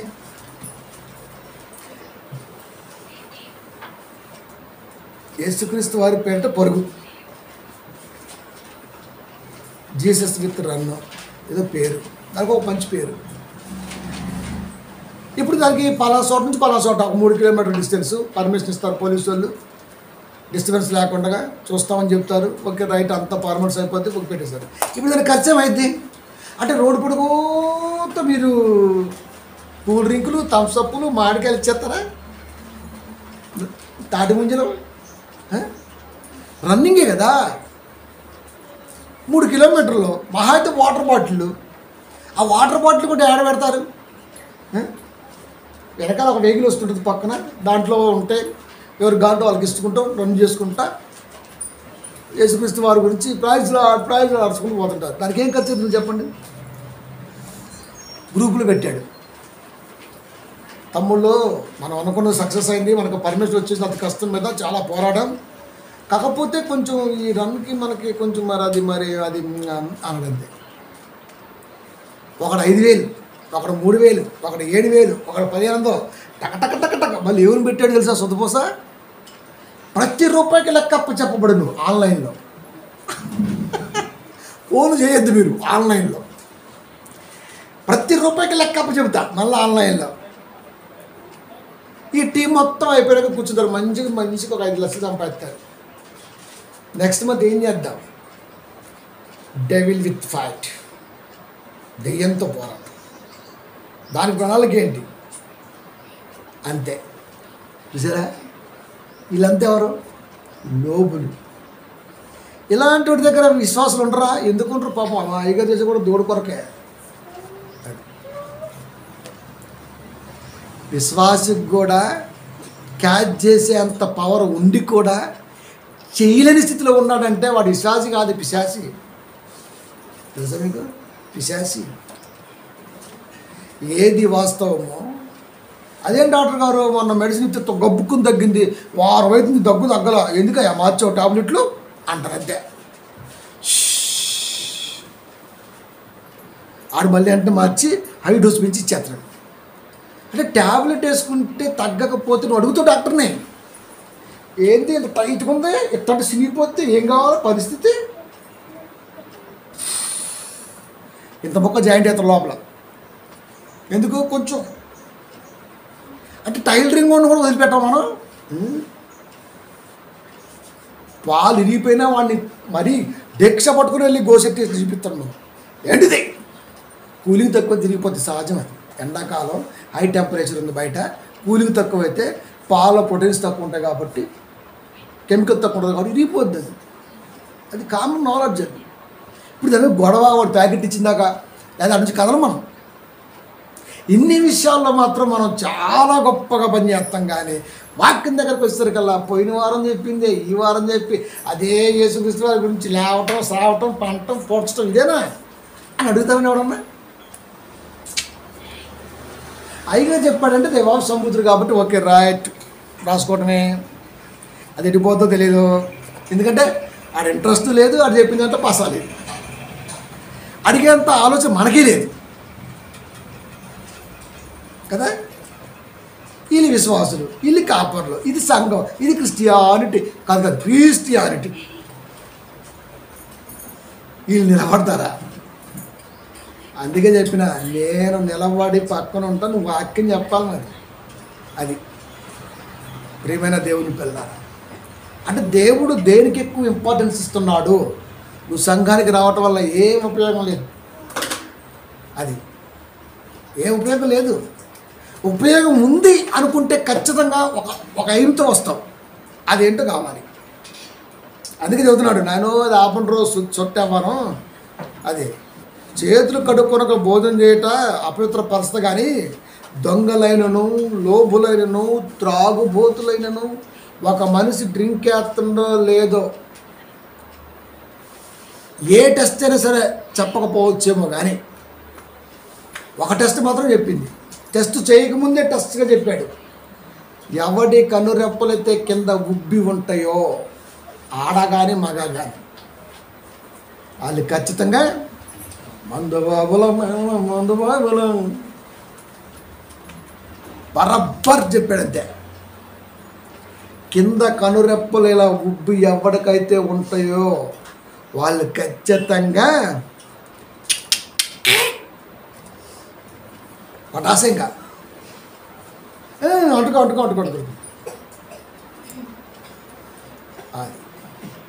తెలిసిపోయింది. అలా దేవుడు చెప్పేశాడు అక్కడ. అది టెస్ట్ ఎందుకు? ఇంకా టెస్ట్ ఎందుకు? బ్లడ్ టెస్ట్ చెప్పిద్దాంప, దాంట్లో తేలిపోద్ది. ఎందుకంత 350 రూపాయలు దండగా చెప్పాడు కదా. వారి ముఖ లక్షణమే వారి మీద సాక్ష్యం ఇస్తుంది.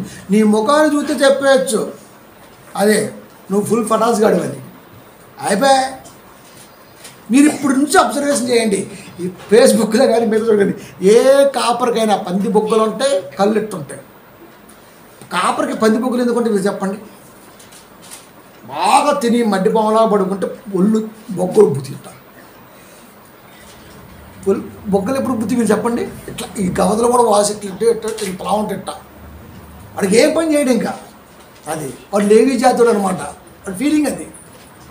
కష్టపడి పని చేసిన మీరు చూడండి, గొంట్లో పడి లాకపోయి నీరసం అట్లా ఉంటుంది. ఎందుకంటే లోపల ఉన్నటువంటి మొత్తం కొలెస్ట్రాల్ మొత్తం కరిగిపోయి ఉంటుంది వాడికి.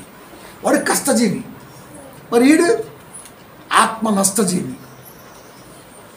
అందుకే పౌలు గారు చెప్పారు, నాయన కొద్దిగా ఒళ్ళొంచి కష్టపడి మీ కడుపు కోసమైనా సరే మీరు పని చేసుకున్నాను తినండి. మీరు ఏ పని చేయక పనులు చులికిపోతున్నారు. అందుకే మనకి ఈ రోజున ఇన్ని వ్యర్థ వివాదాలు వస్తున్నాయి. కష్టపడి పని చేస్తే రెండే, పని చేసుకున్నామా, ఇంట్లో ఉన్నామా, ఆదివారం వచ్చిందా, శుక్రవారం వచ్చిందా, బుధవారం వచ్చిందా, మీటింగ్ వచ్చిందా, దేవుడి కాడికి వెళ్ళామా, అంతే. ఏం పని లేకపోతే ఆడికి ఫోన్ చేద్దామా, ఈడికి ఫోన్ చేద్దామా, ఎల్లిగడికి ఫోన్ చేద్దామా, మల్లిగడికి ఫోన్ చేద్దామా, హోటల్కి వెళ్దామా, తాగుదామా, తిందామా, గొడవ పెట్టుకుందామా, ఇది ఉంటుంది. సామెత కూడా ఉంది, పని లేనోడంట కటింగ్ చేసిందంట. ఆ టైప్ ఉంటుంది అనమాట. అంటే ఇప్పుడు పని తక్కువ కావడం ఏమైంది తెలుసా? పోరంబోకు తత్వం ఎక్కువైపోయింది. వాక్యంలో కష్టపడపోవడానికి కారణం ఏంటి తెలుసా? టైటిల్ పెట్టి ఏదో ఒకటి చెప్పేద్దాం, సంఘంలో ఆదివారం వస్తే ఏం చెబుదాం, ఏదో ఒకటి చెప్పేద్దాం. అది ఒకడు చెప్తాడు, ధవల వర్ణ సింహాసన రంగులమయ కాంతుడు లోకరక్షకుడు ఆ యొక్క మందసము దాటి బయటకు వస్తుంటే ధూతలు అంటున్నాడు. అంతే. మనకేమర్థమైంది? మందసం అంటే ఇంత ఉంటుంది. ఇది దాటి బయటకు వస్తే దేవుడు ఇంత ఉండాలా? 7:48 అపోస్తల కార్యములో ఆకాశము నా సింహాసనము, భూమి నా పాదపీఠము, మీరు నా కొరకు ఎలాంటి మందిరము కట్టుదురు, ఇవన్నీ హస్తకృతములు కావా, హస్తకృతాలయములలో దేవుడు నివసింపడో. చదవడ బైబిల్. మందసములోంచి బయటకు వస్తున్నాడంట. అంటే ఇంత ఉంటాడా? మితక మహారాజు రాజ్యంలో చిన్నపిల్లలు ఉంటారు, భైరవదేవ సినిమాలో కావాలంటే దాంట్లో ఎంత ఉంటారు, బాగా తిరుగుతుంటారు, ఇంత ఉంటారు.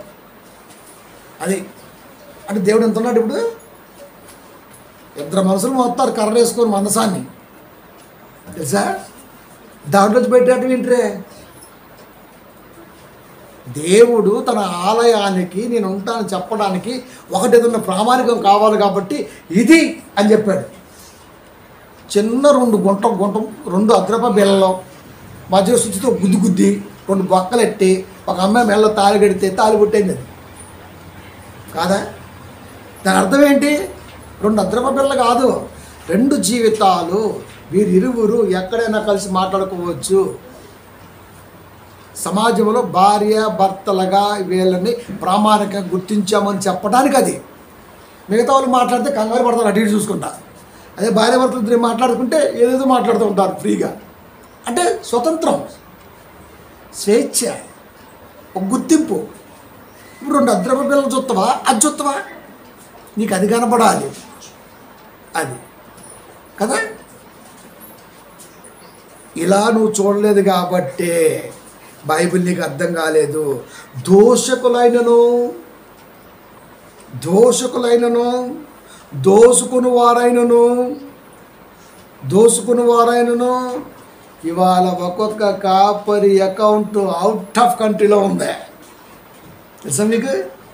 స్విజ్ మొత్తం అంటే ఇక్కడ లేదు.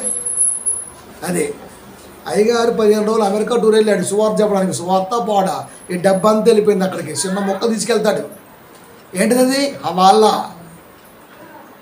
శమలాల నుంచి బేగంపేట నుంచి జమ్ముని వెళ్ళిపోతుంది అంతే. ఇది మొక్క ఫోన్లో పెట్టుకొని వెళ్ళిపోతుంది అంతే. ఏముండదు డబ్బులు.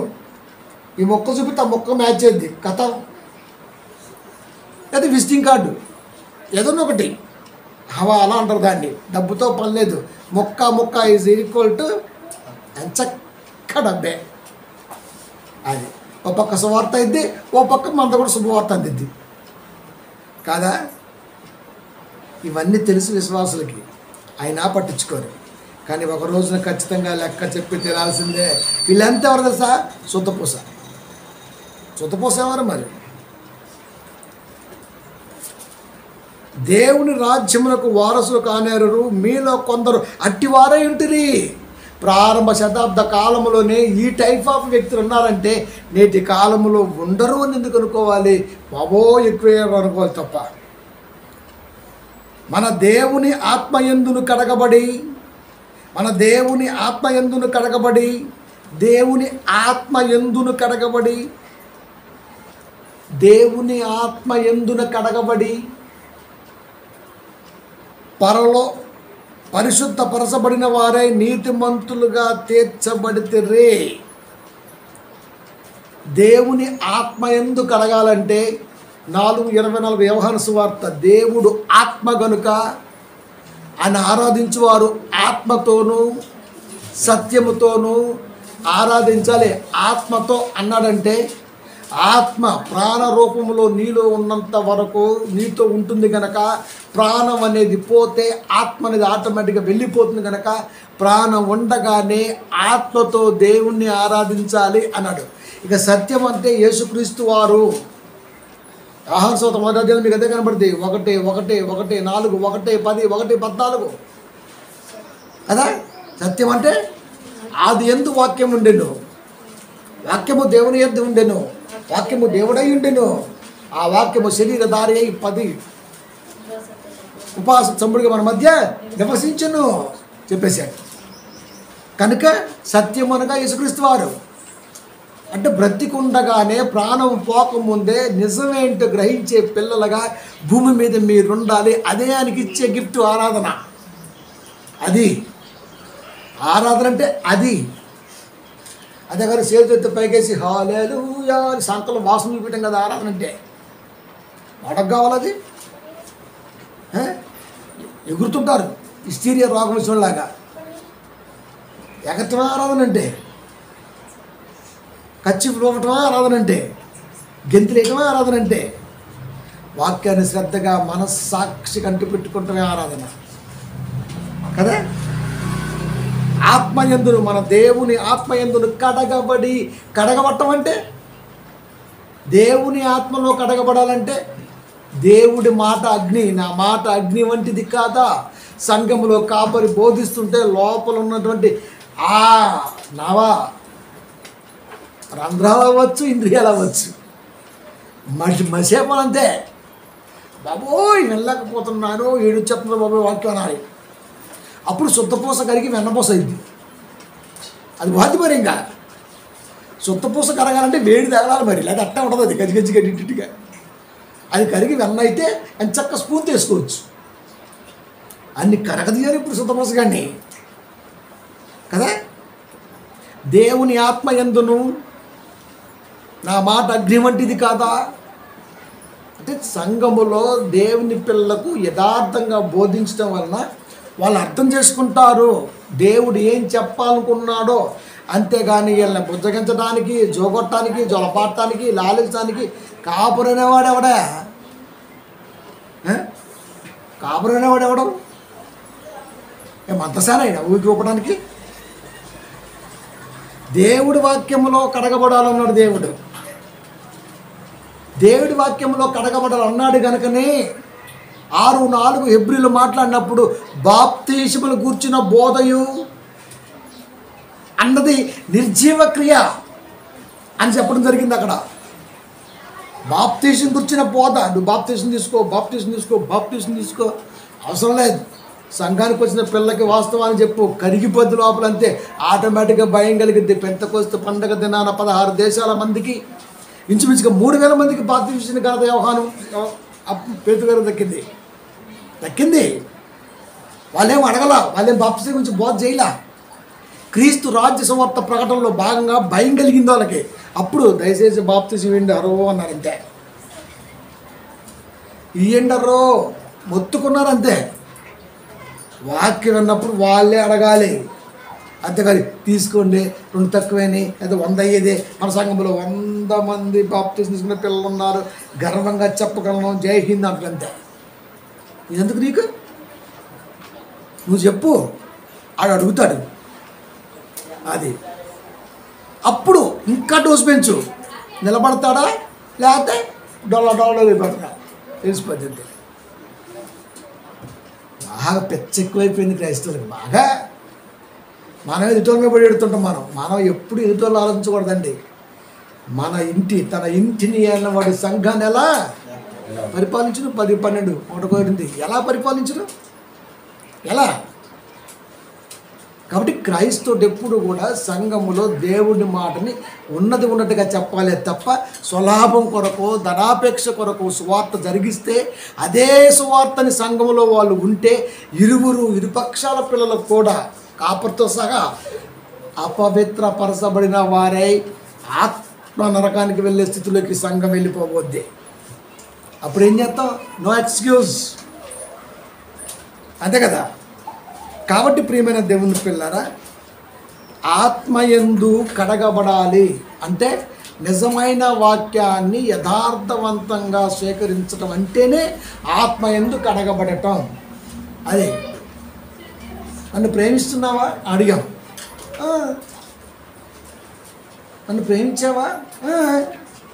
నిజం చెప్పు. అయ్యో, ఎందుకు ప్రభు ఇలా అడిగావు? 3 సార్లు అడిగాడు యేసుక్రీస్తు వారు పేతురు గారిని. నువ్వు నన్ను ప్రేమిస్తున్నావా? నువ్వు నన్ను ప్రేమిస్తున్నావా? ఇరిటేషన్ వచ్చేసింది 3వసారి. నువ్వు నన్ను ప్రేమిస్తున్నావా? అది నీకు తెలుసు కదా ప్రభా, ఎందుకు అడిగావు? ప్రేమించటం అంటే ప్రాణం పెట్టడం అని పేతురుకి అప్పుడు అర్థమైందా? కాలే. యేసుక్రీస్తు వారిని ప్రేమించడం అంటే తల కిందగా వేలాడబడి కళ్ళు పీకి అతసాక్షిగా మారడం అని పేతురుకి అర్థమైందా? కాలా. ఆ తర్వాత ప్రేమని చెప్పడం కొరకు కదిలినప్పుడు ఆ ప్రేమను అడ్డుకుంటున్న వారిని సైతం నిలబడి పడి లేచి నిలబడి పడి లేచి నిలబడి జనాల మధ్య ప్రేమను విచితపరుస్తుంటే ఎంత కష్టమో అర్థమైంది. చివరికి తన ప్రాణం కూడా పోతుంది అని అర్థమైంది. ప్రేమ అంటే అది. వ్యాలంటైన్స్ డే రోజున బొకే ఇచ్చి బొట్లో పడేటని ప్రేమ అనరు. అది ఉంటుంది, పోద్ది. పాసింగ్ క్లౌడ్ లాంటిది లోక ప్రేమ. ఉండొచ్చు, దొబ్బొచ్చు. కానీ క్రీస్తు ప్రేమ నిత్యం, నిరంతరం. ఏ ప్రేమ కావాలరా నీకంటే మనిషి చూపించే ప్రేమే కావాలి. మనం కూడా అప్పుడప్పుడు అంటుంటాం, ఏందమ్మా ఇప్పుడు కట్టబెట్టి మాట్లాడతాడు, ప్రేమగా మాట్లాడతా, సొంతపోస మాటలు ఇవన్నీ. మరి అసలు నీలో ప్రేమ ఉంటే కరోనా చెప్పింది లేదేముండా అని. నిజమే, ఉందా? వాస్తవం ఉందా అని అడుగుతుంది. అదే క్రీస్తు అయితే కుష్టి రోగుల దగ్గర కూడా వెళ్ళి వాళ్ళ ఇంట్లో కూర్చొని భోజనం చేశాడు. మనం వెళ్తామా? నిజంగా మనం క్రైస్తవం. ఈ రోజున ఎక్కడ రోడ్డు పక్కన వాడు ఉన్నాడు, ఆడి గుడిసెలోకి వెళ్ళి కొద్దిగా ఆకలి అవుతుందన్న కొంచెం ఒక ముద్ద అన్నం పెట్టి మామూలుగా అడుగుతాం? అసలుకి అడగం. కుష్టి రోగి ఇంట్లోకి ఎలా వెళ్తాడండి? అసలుకే రక్తము చీము బయటకు వచ్చి స్మెల్ వచ్చేద్దాయి, పైగా గుడ్ల చుట్టూ ఉంటాయి, ఇంకా స్మెల్ వచ్చేద్దాయి. వాళ్ళ చేతితో వడ్డిస్తున్నారు క్రీస్తుకి అన్నం, తిన్నాడంతే. అది ప్రేమ. మనమైతే హోటల్కి వెళ్ళినాక ఇట్లా చూస్తాం ప్లేట్ని, ఎవడిది క్లీన్ చేసినవాడు? ఎవడో నీకేంది ఇప్పుడు? లేచిపోయి ఇంకోసారి కడుక్కో. నిమ్మకాయ నింబు ప్లీజ్. నిమ్మకాయ తీసుకొచ్చి అట్ట పిండి మళ్ళీ తీసుకొని క్లాత్తో ఇట్లా శుభ్రంగా దూడ్చి మళ్ళీ వెళ్ళి కడుక్కొని నువ్వు ఎంత కడిగినా అంతకుముందు ఏ ముష్టోడు కుష్టోడు తినుంటాడు దాంట్లో, నువ్వు చూడలేదు కదా. అంటే ప్రజెంటేషన్ శుభ్రంగా ఉంటే చాలా. ఏది కాకుండా వెళ్ళామా, ఇచ్చాడా, శుభ్రంగా తుడుచుకున్నామా, తిన్నామా, వచ్చామా, ఇక్కడితో అయిపోవాలా? దీనికి ఆరాలు పేరాలు ఎందుకో? వాడు చూస్తారు హోటలుడు, ఇలాంటి కస్టమర్ ఇంకొకసారి వస్తే ఇంటి లేదని చెప్పాలి, పువ్వా అయిపోయి సార్ అని చెప్పాలి వీడికి. ఎందుకంటే వీడు మరి అది శుభ్రంగా ఉన్నాడు. వీడు పైపోయిన విషయాలకే మనిషి ఎప్పుడు కూడా ఫోకస్డ్గా ఉంటున్నాడు తప్ప ఇంటర్నల్గా దేవుడి మాటని, నేను ఇన్ని సంవత్సరాలలో దేవుడి మాటని ఇంత బలంగా పట్టుకున్నా, నేను వాక్యాన్ని నిలబడితే ఢీ కొట్టేవాడు లేదని చెప్పి చెప్పగలనండి? చెప్పలేడు. పాటల పోటీలు ఏముందిరా? ఒక్కొక్క వ్యక్తికి ఒక్కొక్క స్వరం ఉంటుంది, ఆ స్వరాన్ని బట్టి వెళ్ళిపోతుంటారు. అది సో పాటలు ఈక్వల్గానే ఉంటాయి, కానీ ప్రసంగం కదా దేవుడికి కావాల్సిందే. అది కాబట్టి ప్రియమైన దేవుని పిల్లారా, మనిషి ఏది చూస్తున్నాడో ఏది చూడడో మనిషికి అర్థం కావట్లేదు. అర్థమవుతుందా? అర్థం కావట్లేదు కదా. అందుకనే ఆత్మ ఎందుకు కడగబడాలి? చేతులు కడుక్కొని కాళ్ళు కడుక్కొని ఇలాంటి శుభ్రాల గురించి మాట్లాడుకో. ఇవన్నీ చెప్పకపోయినా జరుగుతాయి, కానీ ఆత్మ ఎందుకు కడగబడాలని మాత్రం చెప్పాలి. అది చెప్పు. ఆత్మ ఎందుకు కడగబడాలి అని చెప్పు, అది చెప్పు. అప్పుడు ఆటోమేటిక్గా అర్థమైపోద్ది. కాబట్టి ఏది చెబితే రెండవ దానికి అర్థం అయ్యి వాడు చెప్పకముందే ముందుకెళ్తాడో అది ముందే చెప్పాలి. అది వాక్యం. కాబట్టి కడగబడి పరిశుద్ధపరచబడిన వారై నీతిమంతులుగా తీర్చబడితిరి. దేవుని యందలి వాక్యం అందలి కడగబడ్డ వారే పరిశుద్ధులుగా తీర్చబడతారు, నీతిమంతులు నిలబడతారు. నీతిమంతుడు అంటే ఏమి ఆశించని వాడు, ఏమి ఆశించడు. ఇంకా వచ్చిన పిల్లలకి వాస్తవాన్ని చెప్తాడు, సంఘంలో జ్ఞానాన్ని నింపుతాడు, వాళ్ళకు ఒక భరోసా ఉంటుంది, దాన్ని వాళ్ళు ఖచ్చితంగా బిల్డ్ చేసుకుంటారు. అది ఏడిపించడం, కవ్వించడం, ఆత్మ విందు పేరుతో బోలెట్టేసుకోవటం ఇవన్నీ కామనే. కాబట్టి పరిశుద్ధపరచబడుతుంది ఉందంటే వాక్యంతో అది ఖచ్చితంగా అందించాల్సిందే. 4:8 యాకోబు, దేవుని యొద్దకు రండి, అప్పుడు ఆయన మీ యొద్దకు వచ్చును, పాపులారా మీ చేతులను శుభ్రము చేసుకునుడి. దేవుని యొద్దకు రండి అంటే చర్చికి రండి, అప్పుడు ఆయన మీ యొద్దకు వచ్చును, వాక్య రూపంలో మీ కాడికి వస్తాడు. నువ్వు చర్చిలోకి వస్తే ఆకారం వాక్యంలో ఉన్న యేసుక్రీస్తు వారు సారముతో నీలోకి వస్తాడు. అప్పుడు అంటున్నాడు, పాపులారా మీ చేతులను శుభ్రము చేసుకునుడి. ఇప్పుడు చర్చిలోకి వచ్చిన తర్వాత కుళాయి అడుగుతారు కాపరిని, పాస్ గారు కుళాయి ఆడందండి అంటారా? వస్తాం, ప్రార్థన చేసుకుంటాం, కూర్చుంటాం, బైబిల్ చెప్తాం. ఇప్పుడు చేతులు కడుక్కుంటున్నాడు చర్చిలోకి వచ్చినాక. అర్థం అదేనా? పాపులారా మీ చేతులను శుభ్రం చేసుకోండి. పాపులు ఎవరు? వాక్య అతిక్రమణలో అప్పటి వరకు ఉన్నటువంటి సంఘ బిడ్డలు సత్యమైన వాక్యంలోకి వచ్చినప్పుడు అయ్యో ఈ మాట వినలేదే అని ఎప్పుడైతే మనసులో వేదన చెందుతారో అంటే ఆజ్ఞ అతిక్రమం గల ఆ బ్రతుకులో పాపివి. కనుకనే ఇప్పుడు నీ చేతులు శుభ్రం చేసుకో అంటే జాగ్రత్తగా ఏం వింటున్నావో దాన్ని చూస్తూ విను. 4:24 మార్కు. శుభ్రం చేసుకో అంటే కడుక్కోని కాదు, శుభ్రంగా బైబిల్ని పట్టుకో, అది శుభ్రం చేసుకో అంటే దైవ వాక్యాన్ని, పరిశుద్ధమైన ఆలోచన కలిగినటువంటి మాటలను నువ్వు జాగ్రత్తగా వడిసి పట్టుకో. అది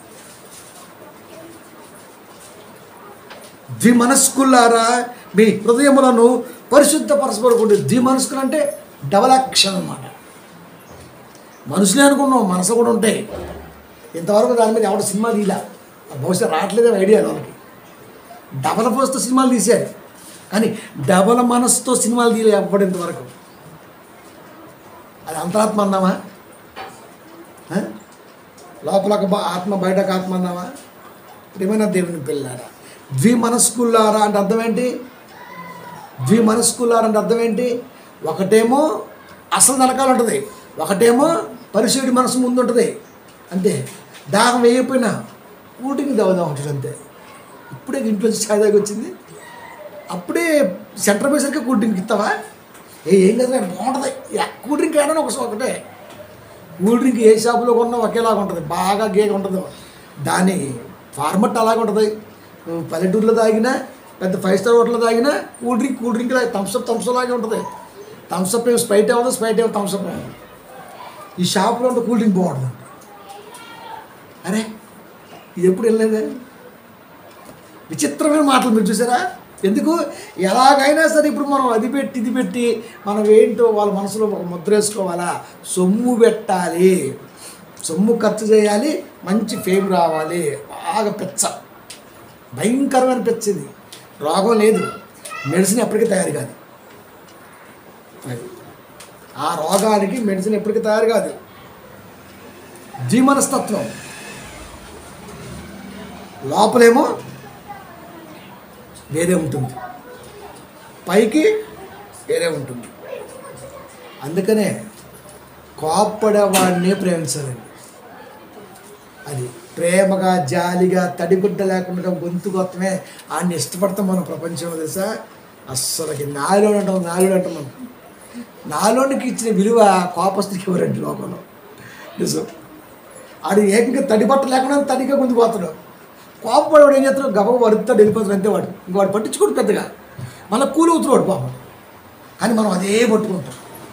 ఇంకా నువ్వు ఆ మాట అన్నావు, ఇందాక ఆ మాట అన్నావు, తాలింపు సుర్రమంటుంటుంది. ఇంకా ఏదో కోపాలు అన్నా అబ్బాయి ఏమన్నా గుర్తులేదు, గుర్తులేదు ఆగుతావా? ఇంకా బాబోయ్ సించేత్తం అంతే. ఇంకా అదే నాలుగు అనుకో ఆస్తూసి మాట్లాడతాడు. అది కింద నుంచి ఒలిసేస్తూ ఉంటాడు అన్నీ. ఎప్పుడు తెలిసింది? సమాధిలో పోయి మట్టి పిల్ల గట్టిగా పడితే ఎక్కడో కసుపు పడుతుంది అంటారు అంతే. అప్పుడు పోయింది, అప్పటికే సచ్చిందాక తెలియదు నాలుగుడి యొక్క యాక్టింగ్. అది ది మనస్. క్రీస్తుకి ఎన్ని మనసులు ఉన్నాయి? ఒకటే. ఆయన కోపడ్డాడు, ప్రేమించాడు, మనసులో ఏం దాచుకోలే, అంతే, ఏదైనా చెప్పేశాడు. కోపం ఉంది, దుర్బీజులారా అన్నాడు. నిజంగా తెలుగులో ట్రాన్స్లేట్ చేస్తే ఒక రకంగా అనిపించింది అది, కానీ ఆయన ఉద్దేశం అది కాదు. అక్రమ సంతానం అన్నాడు. దాని అర్థం ఏంటి? క్రమమైన సంతానం కాదు. క్రమం ఏంటి? ఇవన్నీ కూడా లోకంలో తెలియని విషయాలా? తెలిసి మీ దేవుడు అలా అనొచ్చా? మళ్ళీ వెళ్ళేంత మనం దుర్బీజులేంటి, అక్రమ సంతానం ఏంటి, గాలోడేంటి, ఇంత ప్రసంగం చేసిన అయ్యగారి మధ్యలో ఉన్న మాటలు తిరిగాడే, అది ఒక్కటే బాధేసినట్లు అంతే. అరే నేను కావాలని అంటాను, ఎన్నోసార్లు చెప్పా, గంట మా ప్రసంగంలో నీకు ఖచ్చితంగా 4 స్ట్రైక్లు వేస్తా. ఈ 4 మాత్రం గుర్తుంటాయి. ఇంటికి పోయినాక అయ్యే డిస్కషన్ అంత బాగానే ఉంటుంది మా అయ్యగారి దగ్గర. కానీ ఎక్కడ తింటాడా ఆయన ఒకసారి దొంగన కూడా కన్నాడు, నాకు పని బాధేసింది అట్లంతే. అంటే ఇంత ప్రసంగంలో నువ్వు ఏం పట్టుకున్నావు? ఏదైతే పట్టుకోకూడదో అదే పట్టుకున్నాను. అది 3 కోట్ల అక్షరాలు, 1600 సంవత్సరాలు, కొన్ని వందల తరాలు దేవుడు బైబిల్ ఇచ్చాడు. అసలు ఏం గ్రహిస్తారని చెప్పేసి వెంటనే లోతు పెట్టాడు, అంతే. అంత బాగానే ఉంది, కానీ మీ లోతు ఏంటయా? తన కుమార్తెలతో అట్ట అంతే. అది తప్పని తెలిస్తే ఎందుకు రాయిస్తాడు దేవుడు? కొత్త నిబంధనలో పైగా లోతు నీతిమంతుడు రాయబడి ఉంది. నువ్వు అదే పట్టుకుంటావు. యోధా తామారు మరి మామ వాళ్ళ కదా, మన ఏంటది అట్లంతే. ఈ పెద్ద సుత్తపూస కన్నెత్తి కూడా చూడాలి మరి ఎవరిని ఇప్పుడు వరకు మరి అది స్టాంపుడు అది. అందుకే చెప్పాడు, మీలో పాపం చేయని వాడు ఎవడో రాయండ్ర బాబు అన్నాడు, అంతే. ఎవరిని? విచారం చేస్తూ పట్టు స్త్రీ విషయంలో మీలో పాపం చేయని వాడు ఎవడో రాయండ్ర బాబు అన్నాడు, అంతే. ఒక్కలేసానండి, ఎందుకెళ్ళి చెప్పండి? అంత శాకాహారులే, కానీ రొయ్యల బొల్లు లేదు మరి, సుతపోసేవారు ఇదంతా. కాబట్టి భూమి మీద నీతిమంతుడు లేడు ఒక్కడు, 3:11 రోమా. కానీ వాక్యం వచ్చిన తర్వాత నీతిమంతులుగా నువ్వు ఎలా మలసబడాలో నేర్పుతుంది. ద్విమనస్తత్వాన్ని ఒక్క మనస్సుగా నిలబడటానికి వాక్యం అనేది పరిపూర్ణంగా ఉపయోగపడుతున్నప్పుడు దాన్ని ఫాలో అవుతూ వెళ్ళాలి తప్ప మళ్ళా అదే జీవితాన్ని కొనసాగించుకుంటూ ముందుకు సాగితే ఎట్లా? కాబట్టి పునాది అనేది ఎప్పుడు పడాలి అంటే నేర్చుకునేటప్పుడే ఒక మంచి మనస్సాక్షితో వాక్యం దగ్గర చెప్పే కాపరి నిజం చెబుతున్నాడా, శరీర బాధల ప్రసంగాల్లోనే ఉంచుతున్నాడా, నేను విన్నదే కొత్తది ఏమైనా ఉందా, నేర్చుకోవడానికి ఇంకేమైనా అవకాశం ఉందా, దేవుడిది తప్పు అని చెబితే ఎందుకు రాయించాడు అంటే తప్పు కాదు. దేవుడు ఎప్పుడు కూడా అబద్ధవాడు, తప్పు చేయడు. అలాంటి దేవుడు ఇది మానవాళి తప్పు అనుకుంటున్నంత బలంగా దీన్ని ఎందుకు రాయించాడు? దీన్ని ఖచ్చితంగా లెట్స్ బ్రేక్ ఇట్, దీన్ని ఖచ్చితంగా ఇప్పుడు బ్రేక్ చేయాలి మనం. ఇది నువ్వు కలిగి ఉండాలి, ఇది నేర్పే కాపరి కావాలి, ఇలాంటి సంఘం నీకు కావాలి. అది ఆ కొన్ని చూసి నువ్వు వదిలేనమ్మా, అంతే అంతే మనం అంటుకోకూడదు అంటే అంతే. ఎందుకు వదిలేయాలి? ఎందుకు వదిలేయాలి? తప్పు కానప్పుడు పరిశుద్ధుడు, నేను పరిశుద్ధుడిని, మీరు కూడా పరిశుద్ధుడిగా ఉండాలని చెప్పిన దేవుడు ఈ మాట ఎందుకు రాయించాడు? నేను ఖచ్చితంగా దీన్ని రికార్డ్ చేయాలి. ఎక్కడ దొరికింది జ్ఞానం? అందుకే 15:34 1 కొరింథీ, దేవుడి గురించిన జ్ఞానం కొందరికి లేదు. ప్రసంగం చేయమంటే మాత్రం సొల్లేస్తుంటారు అంతే. ఇంకా కాబట్టి ప్రియమైన దేవుని పిల్లారా, పరిశుద్ధ గ్రంథం అని అట్ట మీదే పెట్టాడు, ద హోలీ బైబిల్. దీంట్లో ఏముందంటే పరిశుద్ధమేముంది, వివాహం అన్ని విషయాలు ఘనమైనది, పెళ్లిలో ఏముంది, పరిశుద్ధత ఉంది. ఇది పెళ్లి చేసుకున్నా కానీ చచ్చిన దాకా టార్చర్ పెడుతుంటుంది. దీంట్లో పరిశుద్ధత ఆడంది ఇంకా అట్టుంది. ఇప్పుడు మన బతుకంతా పరిశుద్ధ గ్రంథము అంటే అర్థం ఏంటి? ఫస్ట్ టు లాస్ట్ పరిశుద్ధమే. అందుతో నీకేదైనా సరే అనిపించింది అనుకో, దీన్ని ఇప్పుడు నేను బ్రేక్ చేయాలి, నీ వల్ల కాదా? ఒక స్కాలర్ ఉంటాడు, వెతుకు, ఆ సంఘం ఉంటుంది వెతుకు, అన్ని ఎదుగుతావు కదా, మరి అన్ని విషయాలు తెలుసు కదా, అప్పుడు నువ్వు బ్రేక్ చేయగలవు. కాబట్టి పైన శుద్ధపోసే వారం మానేసి బైబిల్లో నీకు అర్థం కానివి కాంటెక్స్ట్గా కనబడుతున్నవి అసంబద్ధాలు ఏదైతే ఉన్నాయో దాన్ని త్యజించడం కొరకు నువ్వు మనసు నిలిపితే ఆ రోజు నువ్వు ఖచ్చితంగా పరిశుద్ధపరచబడిన వాడిగా వాక్యాన్ని ప్రేమించేవాడిగా ఉంటావు. లేకపోతే అంతే.